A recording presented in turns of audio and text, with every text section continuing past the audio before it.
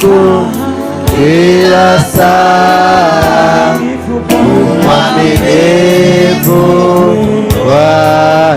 Tumekutumainia kila siku Bwana, kila saa wewe ni kila saa, mwaminifu Bwana. Kila siku, kila saa, mwaminifu Bwana. Kila siku, kila saa, mwaminifu Bwana. Kila siku, kila saa, mwaminifu Bwana. Asante Baba, tunakuabudu asubuhi hii. Jina lako litukuzwe. Wewe ni Jehova Jire, wewe ni Jehova Nisi, bendera yetu. Mungu amani yetu, Jehova Shalom. Mungu, mnasema uko pamoja na watoto wako. Ulimwambia Joshua asiogope wala asifadhaike, maana utatembea na yeye. Ulimwambia utamshindania vita zake zote. Kuwe kuna uchawi, kuna urogi, kuwe kuna nguvu za giza, ulimwahidi ushindi.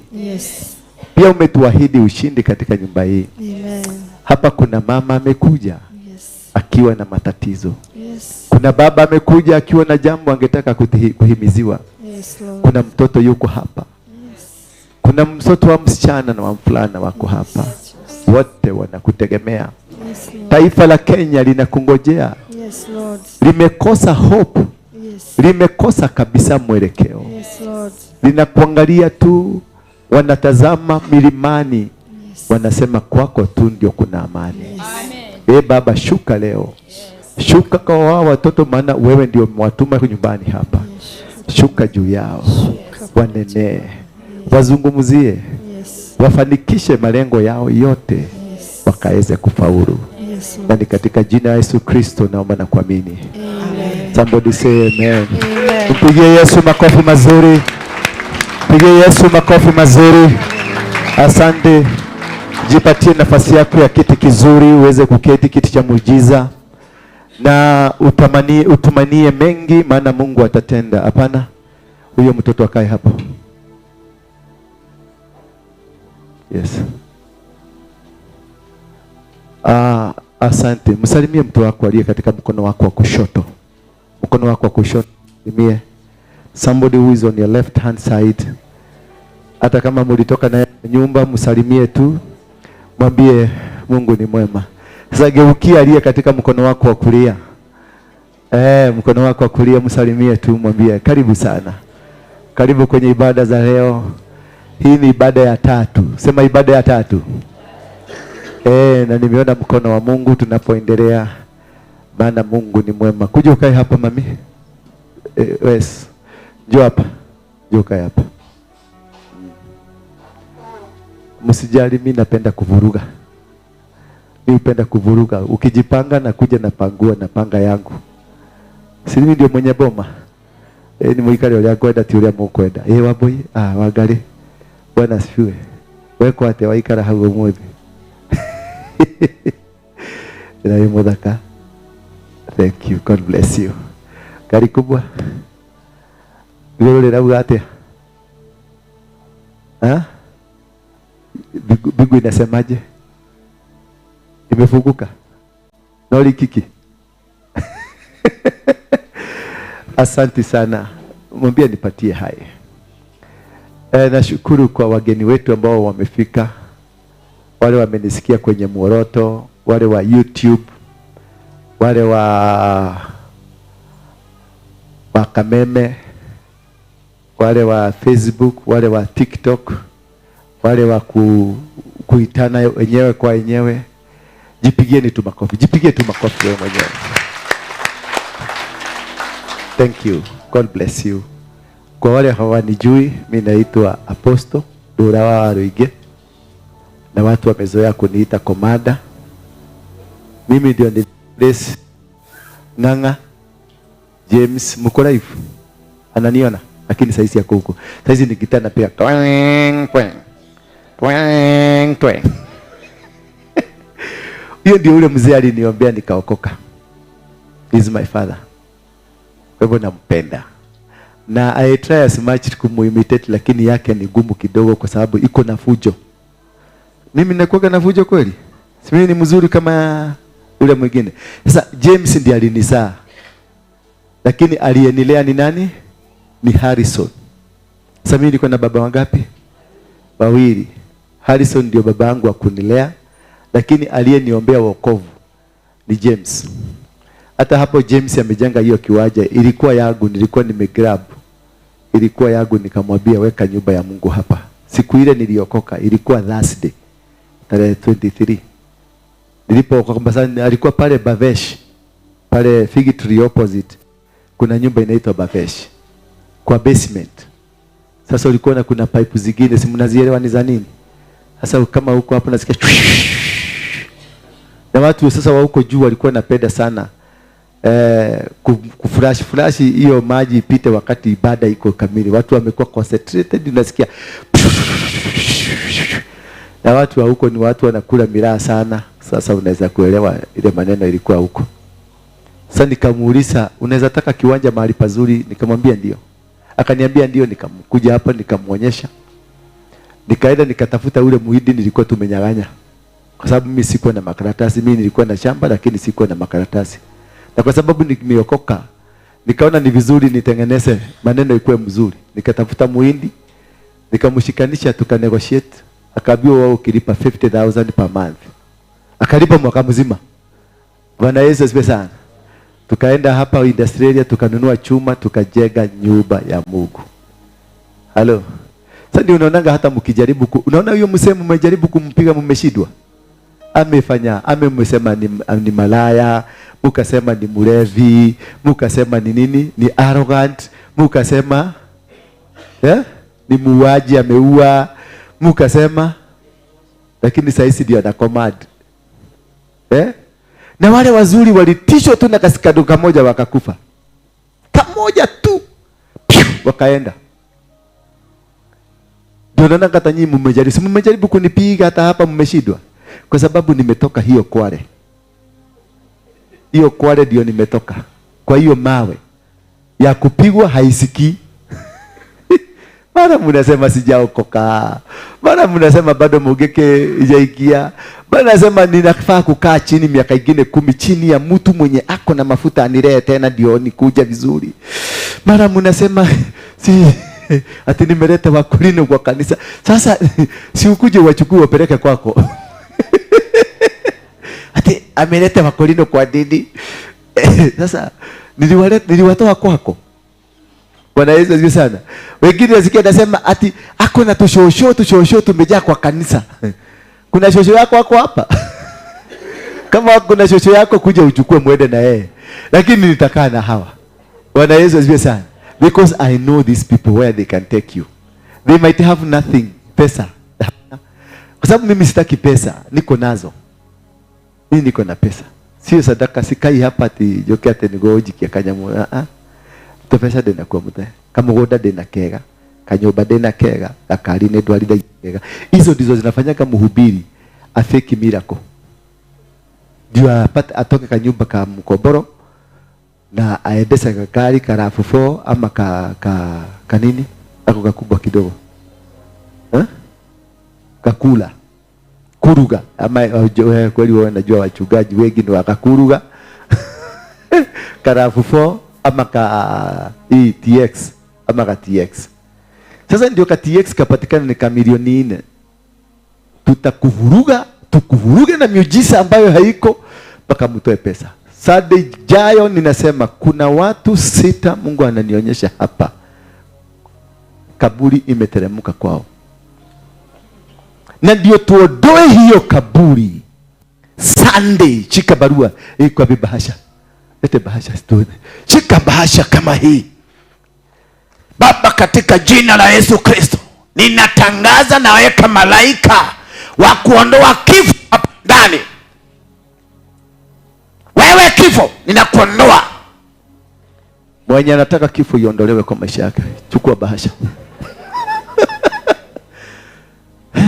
Na kuondoa hii kifo ni shilingi 10,000. Sande mulete hapa. Sasa watu wote hapa mkileta 10,000, si sande ingine nimeweka deposit ya gari. Alafu mimi nakuja naambia Bwana amenitendea miujiza. Sema amen.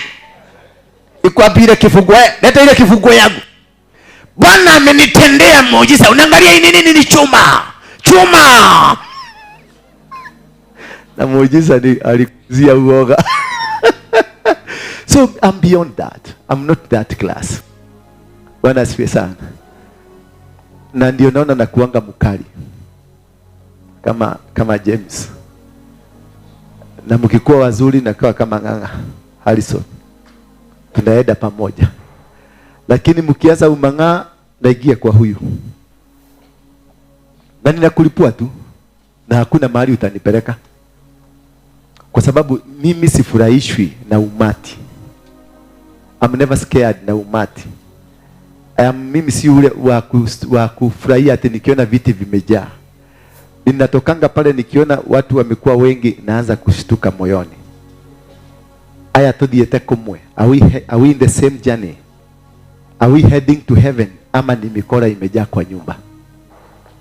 Bwana Yesu asifiwe sana. So nitakuvuruga, nitalete maneno mingi ndio mikora itoroke. Sasa ukiona kichwa kameruka, ujue nimeswitch kameme kwa mzee. Ukiona sasa nimekuwa mzuri, nimeswitch inoro kwa mzee ule mwingine. Si ndio? Sio ni mzuri kubalance.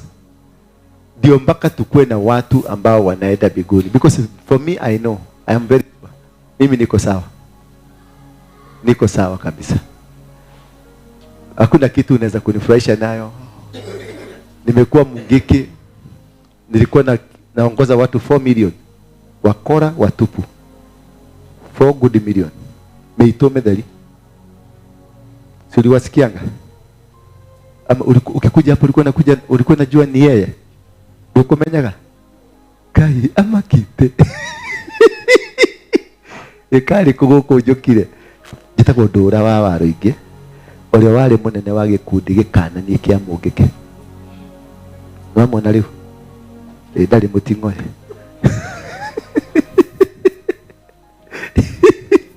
Watu wanastukanga, wanasema kai ni huyo. Anaandika ka message, anaandikia familia ka message. The kanitha fulani kwa fulani. In the case of anything, that is where you trust me from.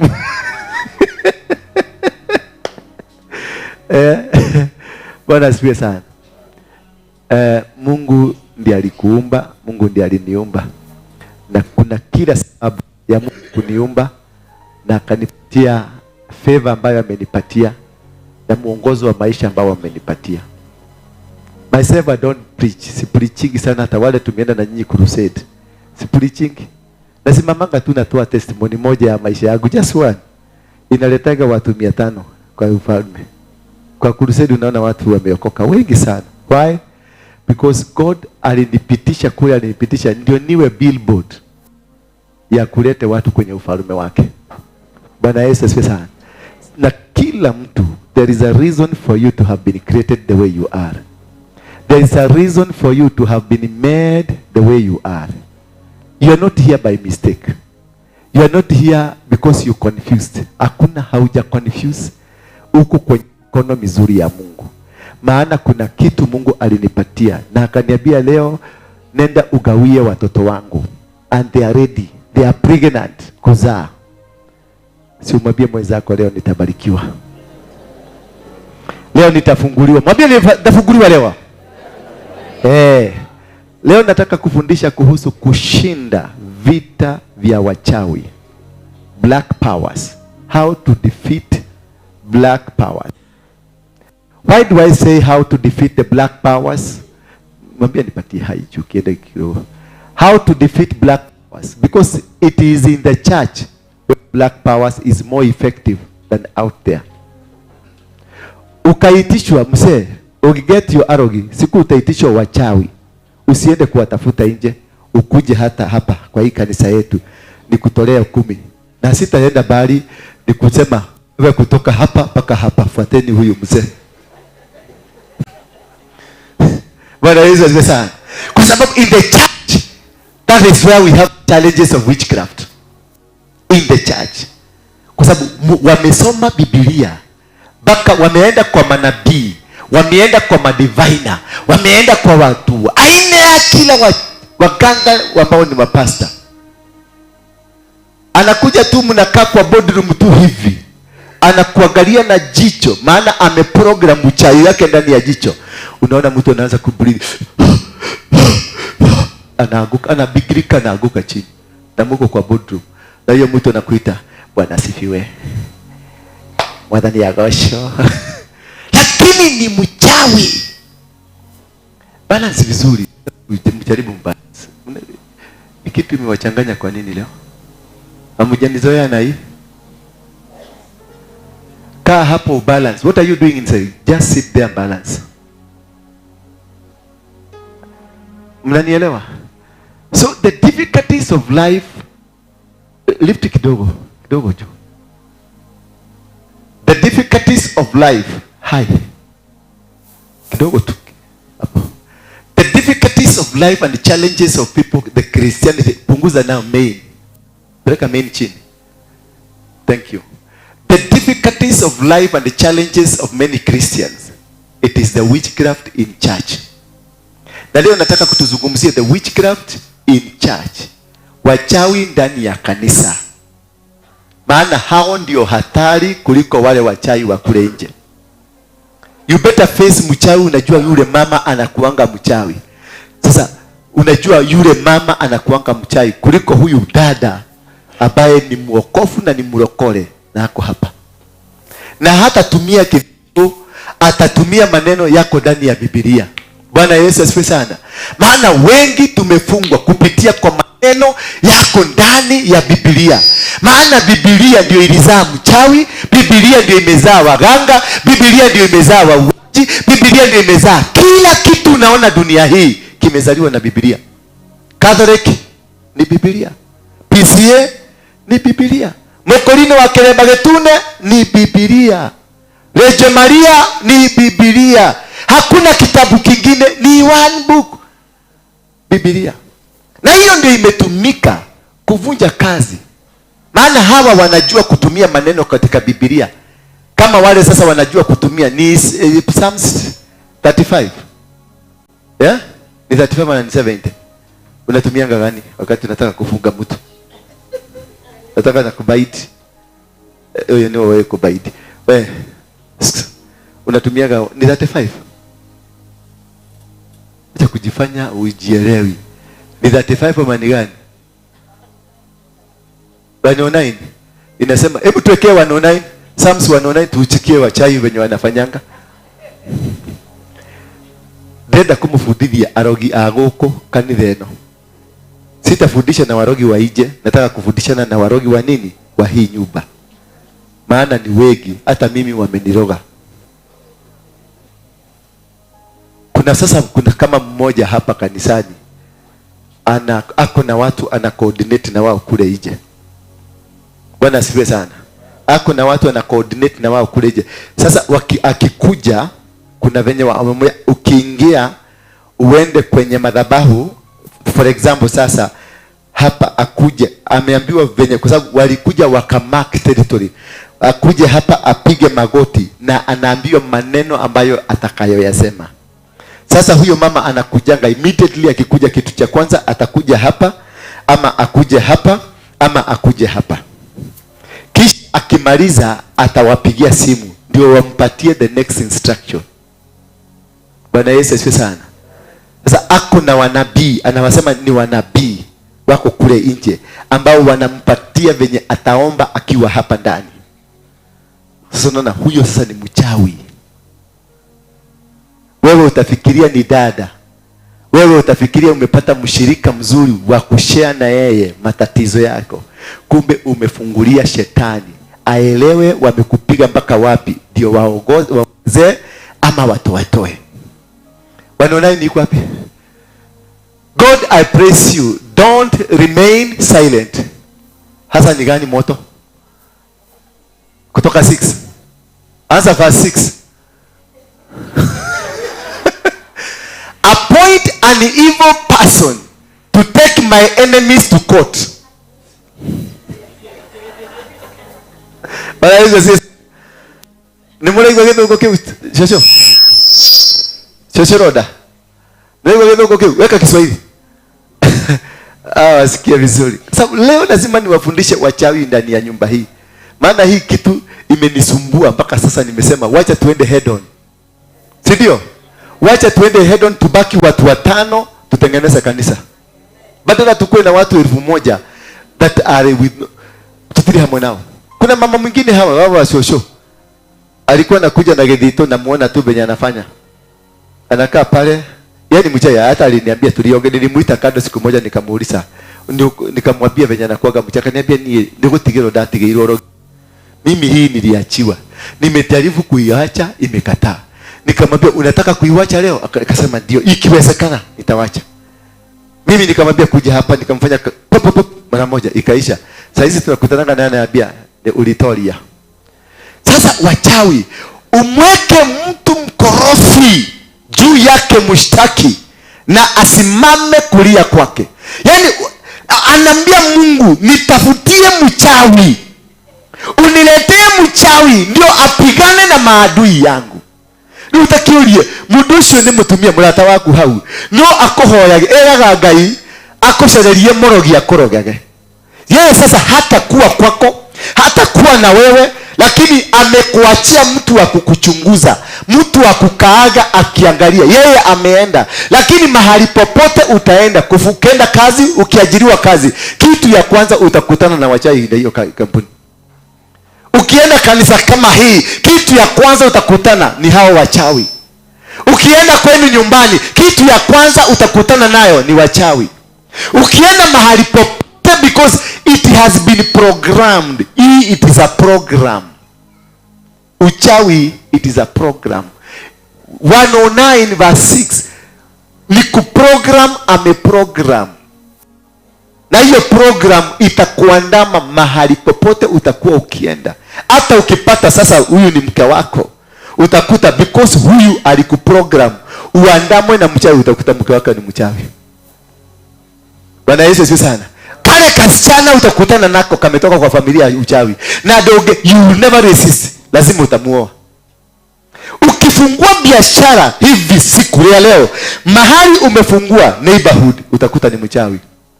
Na mtaanza vita the very day. Ukienda shule secondary ama uende university, ile desk utakaa, the next desk ni ya mtu mchawi. Because a program has been hatched, has been created to monitor and follow you. So wherever you go, ukifungua kanisa kama hii, kitu ya kwanza wale watu watakuja wa kwanza ni wachawi tupu. Because there is a program that keeps following you. Whatever you do, whether in business, there is a program. In marriage, there is a program. In church, there is a program. Mahali popote, because it was programmed with a scripture. Hakuna uchawi mbaya hiyo programiwa in a scripture, because that has been sealed with a scripture. Then maana wanajua uchawi, watanena maneno hayo yote, kisha wanawekelea nini? Dhabihu to seal the program, to capture. Katika kuhukumiwa ataonekana hana haki na sala yake itadhaniwa kuwa ni dhambi. So whether you speak the truth, whether you walk in the truthness, whatever position you position yourself, kila kitu chako kitahukumiwa, utaonekana hana haki. Hakuna haki utapata. There is nothing. And that is how mwezi huu, last month mpaka mwezi huu, Kenya was programmed na watu wanaitwa Halloween. So nothing could have happened that is successful, that is godly. Nothing. Hakuna kitu. Na ndio uliona mpaka mipango ikaingia tarehe 1 mwezi wa 11. When number 11 is a double-edged sword, it can go either way. Na wakati ruling judgment ya Gachagua iliwekwa hiyo date, mimi nilijua kimeumana. Maana that is night ndio inakuanga dinner ya Halloween. That night ya 11 ndio inakuanga dinner ya Halloween, and that is, hiyo ndio Halloween ni uabudu wa shetani, ni Christmas ya devil worshippers. Sasa nimeona mama ameniangalia na nataka kujiuliza Halloween ni nini. Mwezi huko Europe saizi wamevaa mavitu za black, wana celebrate shetani saizi. Sasa kama una mtu wako kule umuulize, hata wao wanalazimishwa kucelebrate shetani. Ndio inataka mwezi wa November, mwezi wa Oktoba mpaka karibu December ndio wana celebrate Halloween. Sasa ndio wanamsifu, ndio wanatolea shetani matoleo. Ndio sasa kafara zinafanywa. Sasa ndio wana program dunia. Sasa ndio wana program kila kitu kwa mwaka mzima. Lakini sasa sisi wa Kristo tukienda Christmas kukula ni kukunywa pombe na kukula nyama. Hawa hawakuli, wako na special dinner for special occasions, for special purposes, dedications. Sasa ndio wana dedicate watoto wao, sasa ndio wana dedicate biashara zao, sasa ndio wana dedicate nchi. Kama sasa Kenya ndio uliona mkubwa wa CIA alikuwa Kenya. Mkubwa wa M14 ya UK alikuwa Kenya. Mkubwa wa Mossad alikuwa Kenya. Maana that night ndio walikuwa na Ruto State House kuprogram Kenya. Na wakasemekana wakapatiwa kiwanja, wajenge kiwanja ya ndege kule Northeastern na Mada Islands. Wamekubaliwa sasa. Sasa vita vya Second World War itapiganwa kutoka Kenya. Ni Third World War itapiganwa kutoka Kenya. Na ndio unaona wanasukuma Kamara aingie huko. Kamara akiingia na unaona waliigiza huyu, walitaka kuigiza huyu na waigise yule. Hii kwa sababu iliingia Kenya ndio you determine kule Amerika venye kunaenda. Ndio uliona waliita kijana akaenda huko, wakamuvalisha maguo, wakamuvikisha, wakamweka dhobe, lakini ikakataa kufanya. Ndio maana walikuwa wameweka Obama, maana ni mbegu ya Kenya. Lakini wakakuja kurealize ni mbegu ya Kenya ambayo haiwezi kutolewa dhabihu, maana is not circumcised. Bwana Yesu asifiwe sana. Walimuita Uhuru akakataa. Lakini huyu kijana alienda na akawekwa manguo mzuri. Kisha bado wakagundua this is not the Judah family they are looking for. Wakaita huyu number 2 aende, akakataa, akalete ujeuri. Nao wakasema lazima tukungoe. Na ndio uliona target ilikuwa ni mulima. Maana huko ndio kuna Juda. Na wakishika mbegu ya Juda wamekamata Amerika na wamekamata anga. Maana Juda wakishirikiana na watu wengine wanaitwa Masai ambao ni Juda ni Masai na hawa Mount Kenya ni Walawi, ni watu wa kufanya kazi ya Mungu. Wakiwashikanisha kisha wameweza kuinua madhabahu dunia mzima ya one world order. Kenya is the determinant. Ndio lazima Gachagua angeenda waweke mtu ambaye ni wao. Lakini uzuri nao watu ambao walikuwa wamepata ufunuo, watu wa Mungu already wali kwenye mlima na wakakamata mlima wakaufunga. Anga ikakataa kufunguka. Ndio unaona hakuna impact imefanyika. So nimekuletea hiyo story because I want to show you how they program. It is a program that will keep following you wherever you go. Not unless upate mtu wa kukupatia ufunuo. There is a program. Maana hata ukue mwokovu, lakini umeprogramiwa kwenye uchawi. Hata ukue pasta na ukue umeprogramiwa kwenye uchawi. Hata ukue nabii, lakini there is a program over you ya uchawi. Wherever you go, wewe mwenyewe utakuwa uchawi. Zile words utaachilia ni uchawi. Kuna watu wamezaliwa ati akikuja kanisa hii lazima atafuruga, maana yeye mwenyewe amezaliwa akiwa mbegu ya kiuchawi. Kama huyu mzee rafiki yangu ako wapi? Mganga? Yeye amekuja? Mganga? Ako wapi? Yes sir. Mbona unajivaa? Babangu. Simama tu kwa miguu yako. Nataka nikutumie kama mfano. Utakubali? Njoo. Huyu mtu tumekuwa na yeye kwenye huduma for quite long time. Ni rafiki yangu sana. Lakini akikuja kwenye huduma alikuwa ametumwa kuja kufunga huduma yangu. Mpatie mic. Shika mic. Unajua kuongea na mic? Ambia jina yako nani? Jina langu Peter Bakari. Peter Bakari. Yeah. Kutoka wapi? Mimi ni Mtaita. Mtaita. Yeah. Maana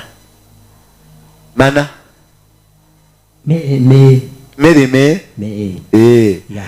Sasa huyu babako wewe unafanyanga kazi gani? Mimi ile kazi nilikuwa nafanya nilikuja nikafunga baadaye. Hiyo ndio ilikuwa kazi yangu kubwa. Gani? Baada ya kuokoka. Weka mbali kidogo hivi.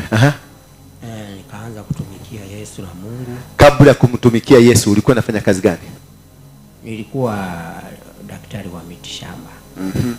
Na kuganga watu. Na kusoma akili za watu. Na kuangalia nyota ya mtu. Na kuangalia nyota ya mtu. Yeah. Yes. So baba nani alikuachia hiyo kipawa yangu? Nilikuja nikaachiwa na baba yangu wadogo. Baada ya kuaga wote wakaaga wakakuachia. Nikaachiwa hiyo kipawa. Sasa ukija kanisani mwanzo ulikuwa umekuja kwa sababu gani? Sasa kuja kanisani mimi baada ya kufunga hiyo kazi yangu nikaachana nayo nikaacha. Sasa niliamua kuja kuanza kutumikia. Kabla hujaanza, maana haukuja kutumikia mara moja. Ulijaribu kungangana na mimi kidogo. Sasa kungangana. Mimi sikutaka kungangana na wewe isipokuwa Asante. Ndio keti chini. Alikuja akiwa make sure amekuja kungangana na mimi ndio nyota yake iinuke, yangu iende chini, yake iinuke. So alikuwa amekuja kuprogram. Lakini kumbuka si yeye mwenye program ile. Baba zake wadogo walipoaga walimwachia. So akawa programmed. Akiona mtu wote wa Mungu lazima ajikute hapo, lazima aende avunje hiyo kazi. Maana ana imani ya kwamba huyu mtu amekuja kuharibu kazi yake. Unanielewa sasa? So ndio wachawi unaona wanainuka. Kwa sababu katika ulimwengu wa kiroho wametumwa, kuna wale wameekwa kuangalia territory hii. Wameambiwa Muthaiga na territory ama nyumba hii. Kama mfano hii barabara inaitwa Railway Lane mpaka Heleslasi, mpaka hizi nyuma huko Marikiti huko chini. Kuna watu ama waganga wachawi wameekwa kama territorial guardians, ambao kazi yao ni kumonitor biashara za watu, kazi yao ni kumonitor makanisa, kazi yao ni kumonitor chochote ambacho kinafanyika hapa. So they are responsible. Chochote kikifanyika wao ndio wanaulizwa. Hiyo kanisa ikianza mlikuwa wapi? Bwana Yesu asifiwe sana. These are demons ambazo zimetengenezwa, monitoring spirit ambazo zimewekwa kwa eneo hili. Na katika eneo liko na wakubwa ranks ambao ni waganga wakubwa ama demons kubwa kulingana na tabaka zao. So nikiingia, wakati niliingia hapa, kitu ya kwanza tulianza kupigana nacho ni nini? Tulianza kupigana na wazee mizimu ambayo inatawala anga hii. Kila mahali unapoenda kuna anga ambayo inatawaliwa na mizimu ya huko. Na hiyo mizimu ndio wachawi, na ndio waganga, na ndio warogi. Na kazi yao ni kuhakikisha hakuna kitu kitaingia bila ruhusa Wanaokubaliwa kuingia hapa ni wale ambao ni wao, lakini kukiingia mtu ambaye si wao, watainuliwa mademons ambazo zitakuja kukuangamiza, zifunge biashara yako. Ndio ukianza kila kitu kinaanguka, ukianza ndoa inaanguka, ukipata kazi inafutwa, ukipata kile chochote unachokifanya hakiwezi kufaulu. And more especially hapa, this is a marketplace. Na mugeko mnasema agotire donyo tariki mugoroki. Every mugoroki ni anakuanga altar ya kubeba mauchawi. Ndio nana kila soko iko na mwenda wazimu, ama kila mtaa uko na mwenda wazimu, maana huyo ndio altar, the custodians zimewekwa kwake. Sasa wale madimoni wengine wanaoperate, wakihitaji ya kufunga kazi wanaendaga kwa mugoroki wanaitisha. Wakihitaji ya kufuta mtu kazi wanaenda wanaitisha, maana huyo amewekwa mahali hapo akiwa custodian. Wakati Yesu alishuka kwenye lile boti lake, kushuka tu, yule mugoroki alikuwa pale, alimwambia mwana wa Daudi usinimalize. Akamuuliza wewe ni nani? Wakamwambia we are legion, sisi tuko wengi. Maana alikuwa amewekwa pale. Kumbuka kale kamama ambako kalikutana na kina nani, Paulo na Sila, kalikuwa kakifuata Paulo na Sila mahali popote wanaenda, baka Paulo na Sila akakasirika, wakatoa demoni ambayo ilikuwa ndani ya huyo mama. Walipotoa demoni ambayo ilikuwa ndani ya huyo mama, nini ilifanyika? Wenye huyo mama wakatokelezea. Wenye huyo mama wakatokelezea, wakamkamata Paulo na Sila, wakampeleka kwenye soko. Hawakumpeleka polisi, wakampeleka kwenye soko, maana kwenye soko, that is where demons, hapo ndio factory ama reservoir ya kuweka demons. Kwa hivyo demons zinakuanga stored, zinakuanga zimewekwa katika eneo fulani kwa ajili ya makombora, kwa ajili ya vita ambavyo vinahitajika kwa wakati huo, kwa ajili ya mipango ambayo wako nayo, ambao wanataka watu accident ifanyike hapa. So demon zitaletwa kama miezi miwili awali. Bwana asifiwe sana. Zitaletwa miezi miwili, na kuna mtu atatafutwa hapa zikae ndani yake until the day of execution. Ndio unasikia Mombasa Road kwa kichaka kuna black spot, maana hizo demon haziko huko, ziko kwenye mji ulio karibu. Mwenye ako nazo ako kwenye mji ulio karibu. Sasa usiku ndio watamutuma aende kwenye black spot, kisha adeposit demon za accident hapo. Ukiuliza watu wengi walifanya accident, wanakuambia kulitokea mama nikakanyaga break, lakini si kuona kuli alienda. Kulitokea punda nikakanyaga break. Kulitokea kitu mtoto nikakanyaga break. Maana demon hiyo iliwekwa hapo ikiwa na sura ya mtoto, ama sura ya mama, ama sura ya mnyama. Kuna wakati kulikuwa na hizi, sijui ama ni ukweli ama si ukweli, uko Rongai, hizi magari mpya, kuna wakati zilikuanga zile manyanga. Rongai ndio ilikuwa inatoa zile manyanga kabisa wakati ule. Sasa kulikuwa na katio limano, walikuwa nauliza, Rongai gari mpya ni nyingi sana, lakini ukienda kwa parking zote za Rongai hizo gari hauzioni. Na zilipakiwa, uliona ikipakiwa, lakini unakuta usiku hauioni. Ilikuwa ni, sijui ama ni ukweli, ni story tu nasikia. Lakini sasa wanasema usiku kuna punda wengi. Wanasiwe sana. Lakini mchana hakuna punda na hakuna mwenye punda. Sasa watu wakashikanisha wakasema, kumbe hizo magari zinakuanga punda usiku. Na ndio gari za Rongai zamani zilikuwa zikiua, zinaua 20 and above. 20, watu 20. Na ni spot moja. Kibasi kinakuja, kiko kipeke yake. Kinakuja, unaona kimegaragara ama kimeingia kwa kichaka, no reason. Ukimuuliza unakuta ati baada ya kufanya hivyo unakuta punda kama 3 zinaanza kutembea hapo. Kumbe ilikuwa punda imemaliza na imeanza kulikula nyasi. Sasa mkiuliza ni nini, na mkiangalia na damu imemwagika. So kila eneo, na zinaitwa territorial demons, kila eneo liko na mizimu.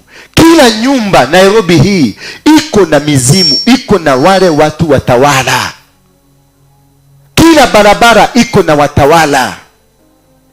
Maeneo ya Kayole kuna watawala wa Kayole, kuna watawala wa Rongai, kuna watawala wa Ngong, kuna watawala wa nani wa Muthaiga, kuna watawala ambao wanatawala. Kila eneo liko na mtawala wake,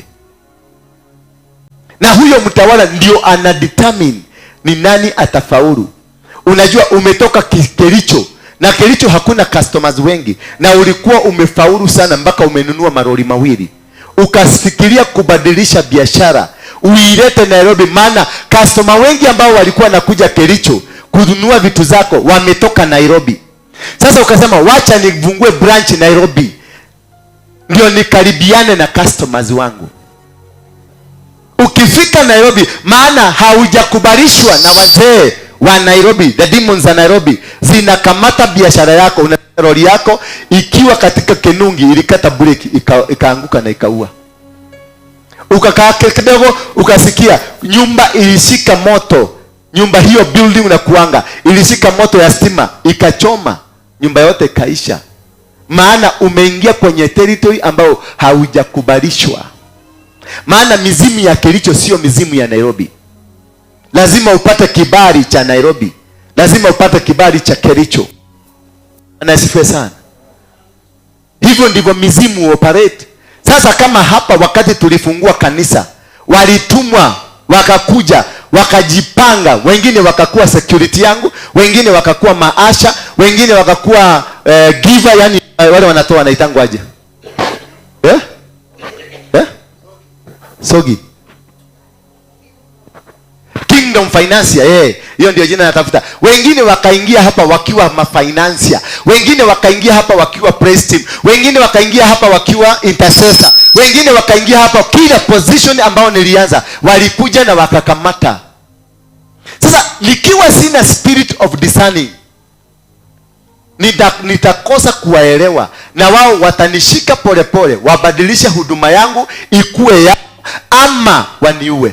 Wakiona siwezi kubadilika wananiua. So kile kitu husaidia. How do you get to know? How do you understand the demons are around you? It is by discerning spirit. Uinue kiwango chako cha kuelewa jinsi Mungu anafanya. Ukue na ukaribu wa Mungu. You get the power of the Holy Ghost. Ukue na power and the authority that you are able to discern everybody. Mtu akiingia hapa, wale sasa wakiingia tu kwa ofisi yangu, mimi najuanga immediately, najua huyu ni mchawi na nitadili na wewe kama mchawi. Najua huyu ni mtumishi wa Mungu na nitadili na wewe kama mtumishi wa Mungu. Na that's why mimi Mungu amenisaidia. I have the capacity na kutembea na mchawi mwaka mzima. Nikikuita baby, na nikikuita darling, na mimi najua ni nyoka. Ile kitu tu ni kujua ni nyoka aina gani, inatembeanga kwa bag ama inatembeanga kwa mfuko. So nikijua inatembea kwa bag, nitaangalia how you position your bag. Sasa akili zangu zote zinakuwa kwa bag, si kwako. Ndio hiyo nyoka ikijaribu kutoa kichwa na shika mdomo na funga. Kuna gavana mmoja mama Kenya hii namjua. Na mnamjua, ni rafiki yenu. Huyo mama hakuna mahali anaendanga bila mtu mwanamke mwingine amekaa 2 seats behind her. Na hiyo bagi inakuanga na nyoka ya cobra. Na ni governor, a presidential material. Bwana Yesu asifiwe sana. So huyu mtu mtafikiria ni popularity, ni kupendwa, anapendwa na watu. Lakini ako na kitu hapa ambacho kinafanya watu wanakorogeka. Akiingia kwa mkutano, ile nyoka yake inakamata anga ya watu. Kwa hivyo watu wote watazungumzia uzuri wako. Hawa wanasiasa wote 90% ambao ninawajua, wote wako na hilisi, wako na uchawi, wako nao ambao wanautembea nao. Kama sasa baba ni mchawi mkubwa, si mchawi loko. Baba ni mchawi katika kamati ya wachawi wa duniani. Baba ni member, ni chairman, ni one of the officials ambao huenda kwa mkutano. Wakiitana India anaenda huko, wakiitana Nigeria, ni mtu mkubwa. Ndio unaona baba tunamchukia, lakini watu wa Murang'a wanachukia baba. Lakini baba akishuka Ihora Stadium, hapo kiwanja itajaa. Kiwanja itajaa na watu wakenda, hey kamudusho neja abaye ni maiwa mudusho rararia utakuta. Lakini wakifika nyumbani away from the frequency ya uchawi, wanamchukia. So uchawi uko na frequency yake. Kuna wale monitoring wanachunga hapa area hii, ndio unaona kuna mtu hapa anazunguka usiku akimwaga mafuta. Utakuta kutoka pale amemwaga mpaka kule kwa barabara, kisha ameingia venye na kujanga na gari yangu, nikiweka gari yangu hapa kama mahali naweka gari mpaka stairs pale napanda, utakuta kuna mafuta imemwagwa. Na mimi namjua ni nani. Ni huyu baba yetu hapa na Manyiro. Kwa nini? Kwa sababu huyu ufalme wake ni ufalme mwingine. Alienda kwa ule mtu anaitwa Isiginia. Anaitwa Isiginia. Jose Iginia hamjui. Anatumianga nini? Ile anasema oraro. Bwana Yesu asifiwe sana. Huko ndiye alitoa mizimu yake. Na sasa tukikuja hapa na sisi si wamoja wa ufalme huo, kile kitu wataulizwa. Sisi tuliwapatia mukae hapo mchunge, muji kusiingie mtu mwingine anaweza kukuja kupenya. So vita anaambiwa tuhakikishe huyo mtu ameondoka hapo. Sasa watamwaga mafuta, ukikuja kutafuta hapa, unatafuta unakuja mpaka pale chini, unatafuta unakoza, unaenda unajikuta university way. Mpaka nimalize kuhubiri. Ninapomaliza kuhubiri ndio unaenda. Na by the way si anaongea kwa YouTube. Kitu ya kwanza unaona mpaka building ni wapi. Unakumbuka nilikuwa kwa hiyo building. Maana kuna uchawi. Sasa mimi hawatapigana na mimi, watapigana na nyinyi. Ndio muweze kuondolewa, msikuje. So those are called the territorial masters who control an area. Bwana Yesu asifiwe sana. Na usipoelewa hiyo nguvu ya wachawi, usipoielewa, usipojua huyu ni mchawi, huyu si mchawi, maana mahali popote lazima utakutana na wao. As long as you are worshiping God, because they have been assigned to deal with you. They have been assigned to make sure hakuna mahali utaenda. So mahali popote kuna kitu wamekuwekea kinaitangwa monitoring spirits. Hizo monitoring spirits, they to keep you on toes. Na monitoring spirits zinawekangwa kwa anything. Inaweza kuwekwa kwa hiyo nguo yako. Hiyo nguo unavaa inaweza kuwa a monitoring spirit. Inaweza kuwekwa kwa hiyo pete yako. Inaweza kuwekwa kwa hiyo watch. Anything that you love. Hapo ndio watakuja waweke monitoring spirit. Ndio wherever you go they are able to monitor you, to know where you are, because there is a connection. Ile kitu wana activate connection. Unaweza kuwa monitoring spirit wako ni mke wako. Monitoring spirit wako ni mume wako. Monitoring spirit wako ni mfanyikazi ambaye unampenda sana, yule anakupikia chakula. Monitoring spirit wako ni mfanyikazi ambaye anakuchungia ng'ombe. Monitoring spirit wako ni pastor mwenzako, yule pastor umetrust kwa kanisa, huyo ndio anasema huyo ndio pastor. Ni monitoring spirit. Bwana Yesu asifiwe sana. So monitoring spirit are not hinged on something that it is very special. Ati ni kitu ni laini peke yake. They can use anybody to monitor every move you are doing. And how do you monitor? How do you know they are monitoring you? You can only know they are monitoring you by being sensitive, by to have a discerning spirit. Kujua huyu mtu tuko na frequency zako na zake utasikia kuna kitu. And this can open only if you are a prayerful person, and if you know how to fast and to depend on God alone. Otherwise watakuchukua, watakutumia, kisha watakuua. Na hata wale wengi wameingia devil worshiping, they didn't know how they got there. Walijikuta, maana tulishikana na huyu mama, maana niliona ni miji. Kube ni monitor, alitengenezwa sura mzuri, akajipaka mafuta mzuri for the attraction, because wananijua mimi, na mimi nikiona mwanamke ninasaga grisi za mguu zote zinakufaga. So watatayarisha mwanamke ambaye na yeye akikuja nikimuona nitaambia hao wengine, huyu alikuja saa 12 asubuhi, huyu alikuja saa 12, huyu alikuja saa 2, saa 1, saa 3, huyu amekuja saa 4. Lakini nitasema huyu mama, unaona huyu mama ako pale mwisho, mulete. Maana I'm sure already wakati nilimuona hivi already alinikamata. Na uchawi mwingi unawekwa kwenye macho. Wachawi wengi wanatumia macho. So huyu mama tu atahitaji tu eye contact mimi na yeye, na kutoka hapo ameshakamata. There is nothing I'll be able to do. Ile kitu nitatumana pale, boro niletee. Unaona ule mama hapo kwa mwisho kabisa, niletee huyo, ni ametoka bali.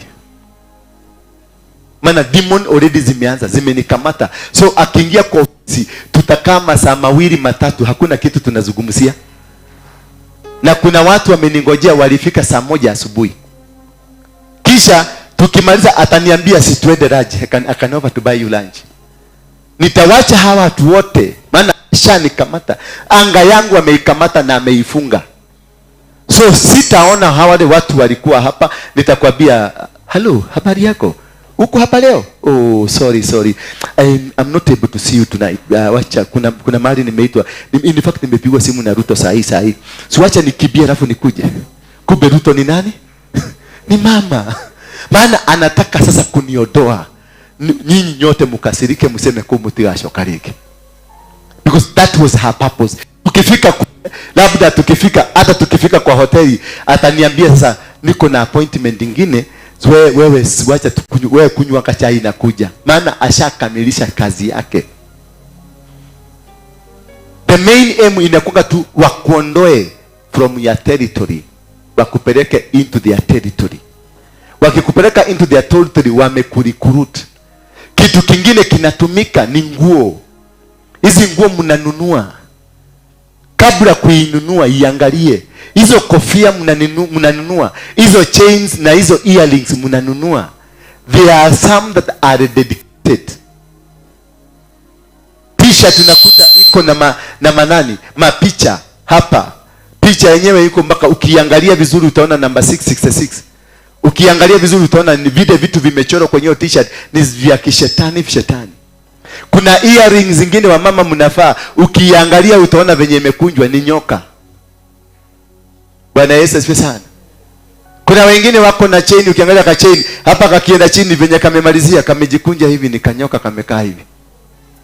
Lakini wewe haujui, maana wewe ulienda ukaona kitu kitamu, kitu kizuri ukanunua. Labda boyfriend yako alikuletea. Hajui yeye alinunua because alitaka kukufurahisha.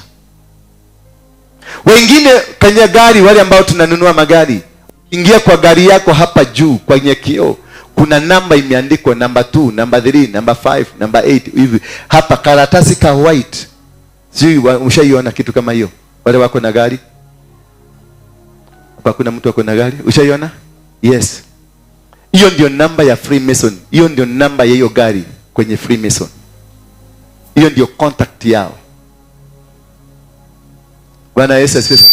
So this can only be understood by having the discerning spirit. Wengine wako kwenye sex, atangangana mpaka umukamate. Wengine wako kwenye chakula, unawekewa ndani ya chakula. Na wengine sana chakula nyingi imeletwa ovulate, imeletwa ni ya wachawi. Na alikuwa amekamata mtu wangu hapa anaitwa David akiletewa kaboksi hapa kadogo, mara moja anapeleka kwa apostle. Hata atakiekelewa hapa anaibeba. Kwa maana wewe umeleta, umesema hii kitu nimeletea apostle. Sasa kwa maana ashakamatwa, na alikamatiwa pale kwa kaofisi kake. Kabla kwa kaofisi alikuwa nakaa pale. Sasa kuna wamama wa kanisa hii. Wamama wa kanisa gani? Hii walimkamatia wapi? Na mimi ni Mungu akanionyesha wamemkamata. Wengine wanajifanya ni waombezi, wengine wanajifanya ni intercessor, wengine wanafanya wako na domereli kutoka kwa Mungu, wengine wanafanya yani kwa sababu wanajua anapenda Mungu sana. Hawakukuja na njia ya usherati. Bwana Yesu asifiwe sana. Kwake hawakukuja na njia ya usherati, walikuja na njia ya kupenda Mungu. Maana wanajua anapenda Mungu. Mimi wote wale wamekuja kwangu wamekuja kwa njia ya usherati. Kwa nini mimi nilikuanga msherati? Kama maka. Wote ambao wamekuja kwangu wanakuanga na roho ya usherati. Maana mimi mwenyewe nilikuwa msherati. So they will not attack you with what you don't have in you. Mimi ni kuokoka gahorelio. Nikatoka saa hii tena nitoke nje kidogo, nitarudi kwa hiyo ufalme. Maana huo ndio ufalme huko kwetu. My grandfather alikuwa na wanawake zaidi ya 30. The great grandfather, huyu mwingine ambaye yako karibu, mwenye ambaye nimeitwa, alikuwa na 13. Mimi nimezaa na wanawake 20. Kuzaa sio yengine, kuzaa ni 20. Sasa niambie, hawa wengine ni wagapi? Umeona? My father amezaa watoto 20, wale tunajuana. Kwa sababu kuna siku moja tulienda mazishi mahali fulani, nilimpeleka, lakini nikaona wale watu wamesimamishwa kama familia, nikaona hii ni sura yetu tu. Na walisimama watu kama 30 familia hiyo, na hatuku tunaijua. Sababu tulikuwa tunapendana naye, na nilikuwa na gari, aliniambia nipeleke mahali hapa Limuru, nikampeleka. Tukakaa kule. Sasa nikamuuliza, huko ni kwa utokile? Haniambii, si kwa auntie, si kwa anko, si kwa rafiki. Haniambii ni rafiki yangu, ati huyu mseni rafiki yangu. Ananiambia wewe kila. Mimi nikanyamaza. Kukafanya masherehe, kukasemekana adishana ile shetaneti shetaka mtumia huyo fafa. Mami, wote wakasimama. Na ukiona hii sura ni hii. Nikamuuliza, aya kari aito. Kajira wewe ndiye kulio kile. Mimi nikanyamaza. Lakini kwa sababu niko na akili, nikafanya 1+1. Nikajiuliza, ni nini tulikuja hapa? They are not our relatives. They are not our cousins. Si uncle, si auntie, si shosho, si rafiki, ati onto akora na wera ine kona hapa. Haniambii story yote, lakini ameniambia tuende Basi sasa nikajua hii ni familia ingine yetu. Na kwa sababu hawajakuja kutusumbua, mimi nikanyamaza. Mimi tu ndio nilijua, nyinyi sasa mmejua. Hawajai kuja kutusumbua. Kingine tulikutana nakio, kilikuja hapa kanisani, kikakuja kunikonfront, nikajiuliza, na by the way nataka kujua baba yako anaitwa nani? Nikamwelezea. Akaniambia, wewe ukiangalia hii sura yangu na yako, unaona ni sawa? Nikamwambia, hata mimi si nyinyi ni wale wale Muru. Nikamwambia, wacha hiyo story hapo. Maana mzee alienda na yeye ndiye yako na siri. Na mama yako alienda, hao ndio walikuwa na siri. Na mama yetu kwa sababu baba yako ni wabibi wawili, hawajui huyu na mama yako ndio wako na siri. So wewe tunaingililia wapi? Si mzee alikuwa anajipa raha mwenyewe. Yes, keep it off. That is not your story. Edo tengeneza familia yako. Nikamwambia, ndio wewe shiria mashida ngoma. Sasa ukijua. Nilimuuliza, ukijua wale kia komenya uwekate. Tukaishia story hiyo. Why? Because origination yangu mimi, baba yangu na kwao ni familia za usherati kutoka my great grandfather. Alikuwa na wanawake wengi, alizaa watu wengi. So hata mimi nilijikuta nikiendeleza program ambayo ilisetiwa kwetu. Most of us are in a program. The failures that you have in your life are in a program. Na sio wewe mwanzilishi wa program. It's a program that has been there for over 500 years, for over 300 years. Bwana Yesu asifiwe sana. So ndio unakutanga unashindwa kuresist. Unang'ang'ana. Mimi ung'ang'ana sana kuresist mwanamke, au mimi ung'ang'ana sana. Ni Mungu mwingi.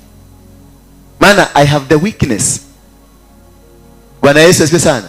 So inahitaji niitishe Mungu mwingi katika maisha yangu. Na discerning spirit. Sasa ukikuja tu ni mimi najua automatically kile kitu umekujia. So I will find a way to divert you haraka. Maana hata Bible inasema sin of sex ni kutoroka. Na unakuwa mkali na unakuwa mbaya. Unaweza kuwa umeanguka kwa mtego, Yesu ulianguka. Lakini kutoka hapo umeangukia, ukipata dhamiri yako ikwambie umefanya makosa, toroka kabisa.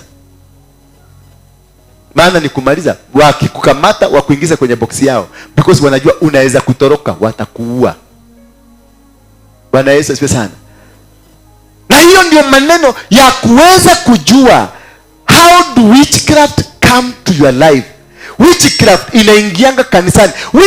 Mchawi hata ingia na magunia na mapembe na vitu wamefunga hapa kanisani. Hapana, atakuja akiwa mchungaji, atakuja akiwa mwanamke mzuri mrembo, atakuja akiwa mzee wa kanisa, atakuja akiwa mzee kama huyu, atakuja akiwa kingdom financier, na atakuja mpaka akae kiti ya mbele, na kutoka hapo inakuwa yeye ndio mzee wa kanisa. No mulike ragade mukafaga nake. Atakuja akuwe chairedi wa kanisa, atakuja akuwe kitu fulani in the church. Bwana Yesu asifiwe sana. Na kitu sasa, kama wale wametumwa kanisani, hasa kama leo, kama ninaona 8 hapa, wale wametumwa, kila mtu ako na assignment yake. Kuna mtu ametumwa watu walale, utakuta unajaribu hata kufungua macho inakataa, mpaka hata tukitafuta pegi utaanza pegi inaruka. Because the spirit ambayo imewekwa hapa ni watu, huyo sasa responsibility yake ni kuangalia watu wamelala. Na kuna mwingine sasa ataingia kwa jamaa. Sasa unaona wewe jamaa amesimama hapo, utaona wewe jamaa nakimbia, anapita huko napita huko, yani movement zake ni za ku attract watu kwake, ndio diversion iingie. Msishike kile nawaambia. Kuna mwingine atakuja atatoa pesa zake, ni financier. Mkitaka kila kitu ndio hii, kili mkitaka ndio hii, because anataka in the position of influence ndio akamate uongozi. Bwana Yesu asifiwe sana. Akisha sasa kukamata uongozi, anaufanya uongozi unaoza, kanisa inakosa, the vision ambayo mlikuwa nayo inakufa. Because the whole agenda is to kill the vision. The whole agenda is to divert you from, unaweza kuwa na kanisa hii, kuna kile niliitiwa na Mungu, kuna mpango ule. Kila mchungaji, kila mtu nabii ambaye ameitwa, uko na purpose na reason uliitwa kwa nini. So what they target, sasa watatuma huyu mzee akuje tu a make sure ameniondoa kwenye mpango, the target, the reason why God created me. Sasa atatuma finance. Kama mimi ni mtu mlafi mpenda pesa, nitatumiwa mtu ambaye atanitoa kwenye ataenda anipatie pesa, maana mimi napenda pesa sana. Anitoe aniambie kanisa ya Nairobi haikuagi na watu, kanisa ya Nairobi haina maana kwako, twende nikufungulie kanisa ya Mombasa na nitasimamia kila kitu. Kumbe mpango wangu wote na baraka zangu ziko Nairobi na purpose yake, na watanipeleka Mombasa na watanijengea kanisa, na kwanza kabisa watajaza kanisa, itajaa. Ikijaa sasa mimi nitafikiria nimefika, na nitaambia funga ya Nairobi. Sasa wakiona nimefunga ya Nairobi na wameniondoa kabisa kutoka Nairobi, ile kitu sasa wakijua wamecut link ya Nairobi kule, wanafunga, watu wanaanza kutoroka kanisani. Kidogo kidogo skando inatokelezea, ulilala na mtoto, kidogo kidogo unatokelezewa na kitu kingine, umekula pesa ya mama mjane, kidogo kidogo kinatokea scandal after scandal, kisha ukule unapakwa matope. Nairobi ulifunga, hawezi kukuja. Now they plan how to kill you. This can come in form of your husband. Your husband can terrorize you, can make you uishe kabisa. Your brothers can be used to destroy you. Your sisters can be used to destroy you. Your own mother aliyekuzaa atakupangia na atakumaliza. Bwana Yesu asifiwe sana. And once you are able to know and discern, huyu mwanaume amekuja na amekuwa rafiki yangu, who is this person? Huyu mwanamke amekuja na amekuwa rafiki yangu, who is this person? Mimi nikikujua na kuvurutanga karibu, na ukiona nimekuvuruta karibu ninakushuku. Kwa wale mnakanga kwa hii kanisa, ukiona nimekufanya rafiki yangu karibu sana, ninakushuku. Nataka tutembee na wewe, ndio discerning spirit in me, kwa sababu ya nimeshindwa kukudetect ukiwa bali, ninakuleta karibu. Sasa ukae hapa na nitakutemu miezi 2-3 nikikujua sasa, nagoga hiyo nyoka iko ndani yako na kwambia kaa chini. Hiyo kazi ilikuwa umetumwa inaku. Mimi siwezi kukuachilia. Nita make sure anything that you were sent to come and do here, you will not do it, and you will not go back.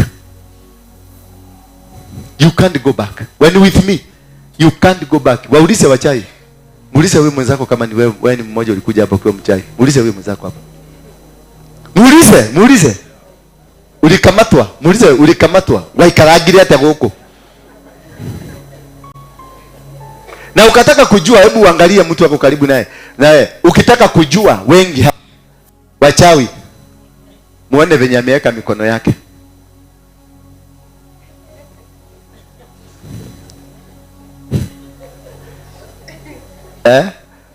Wachawi utakuta amekaa lakini ameshikaje? Ama ameshikaje? Kuna vitu anaweza kushika, atakaa hivi. Sasa amekamata anga yako. Na nitajaribu kuhubiri, sitaweza kama Eva ya Mwiki. Bwana Yesu asifiwe sana. Ama utakuta nikifanya deliverance, utakuta amejishika vidole. Yeye amekaa pale kando lakini amejishika vidole.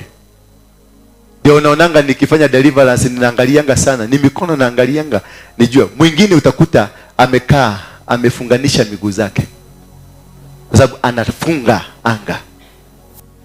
Bwana Yesu asifiwe sana. Hebu muangalie mwenzako mwenye yako karibu na wewe, ameweka miguu namna gani?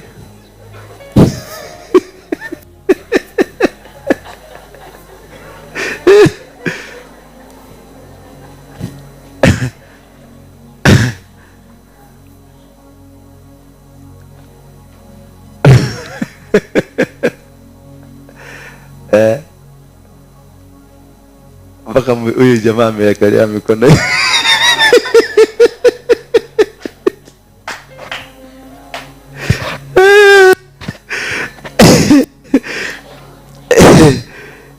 Wow. Tusome kitabu cha Zakaria 4 mstari wa 6. How do we win this battle? At least nimekuexplainia the bigger part, how to identify and how to know who is a witch in your life. Let us look at Zechariah chapter number 4 verse 6. Media.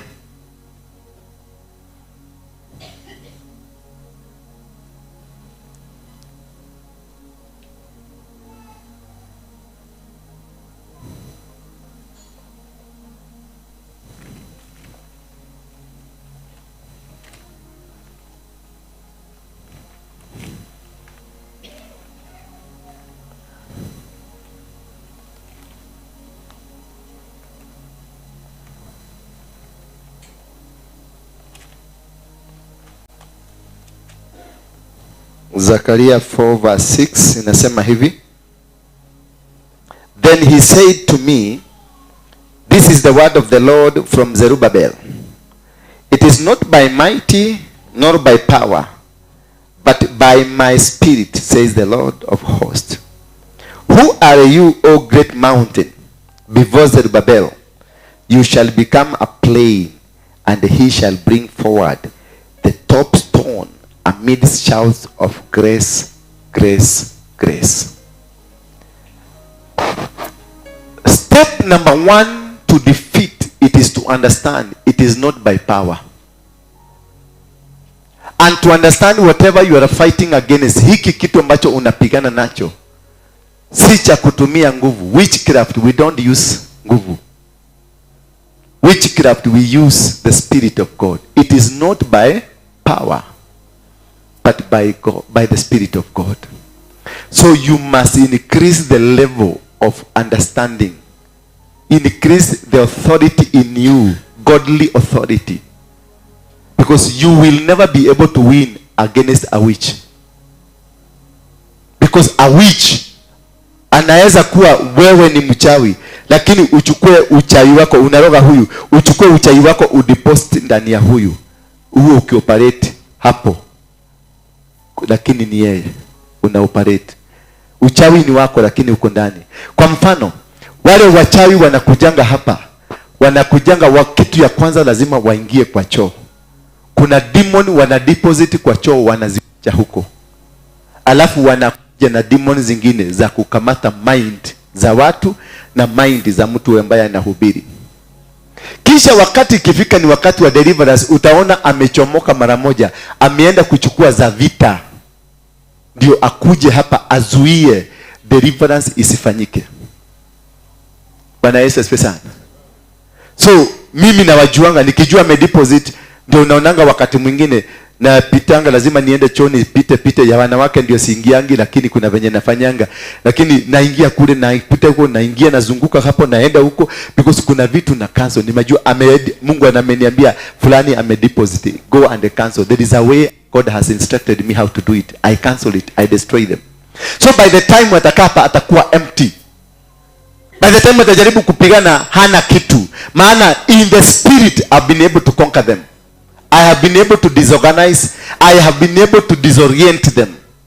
Hawawezi kufanya kitu chochote. Wengine ukiangalia kwenye unakuta viti vimewekwa big G.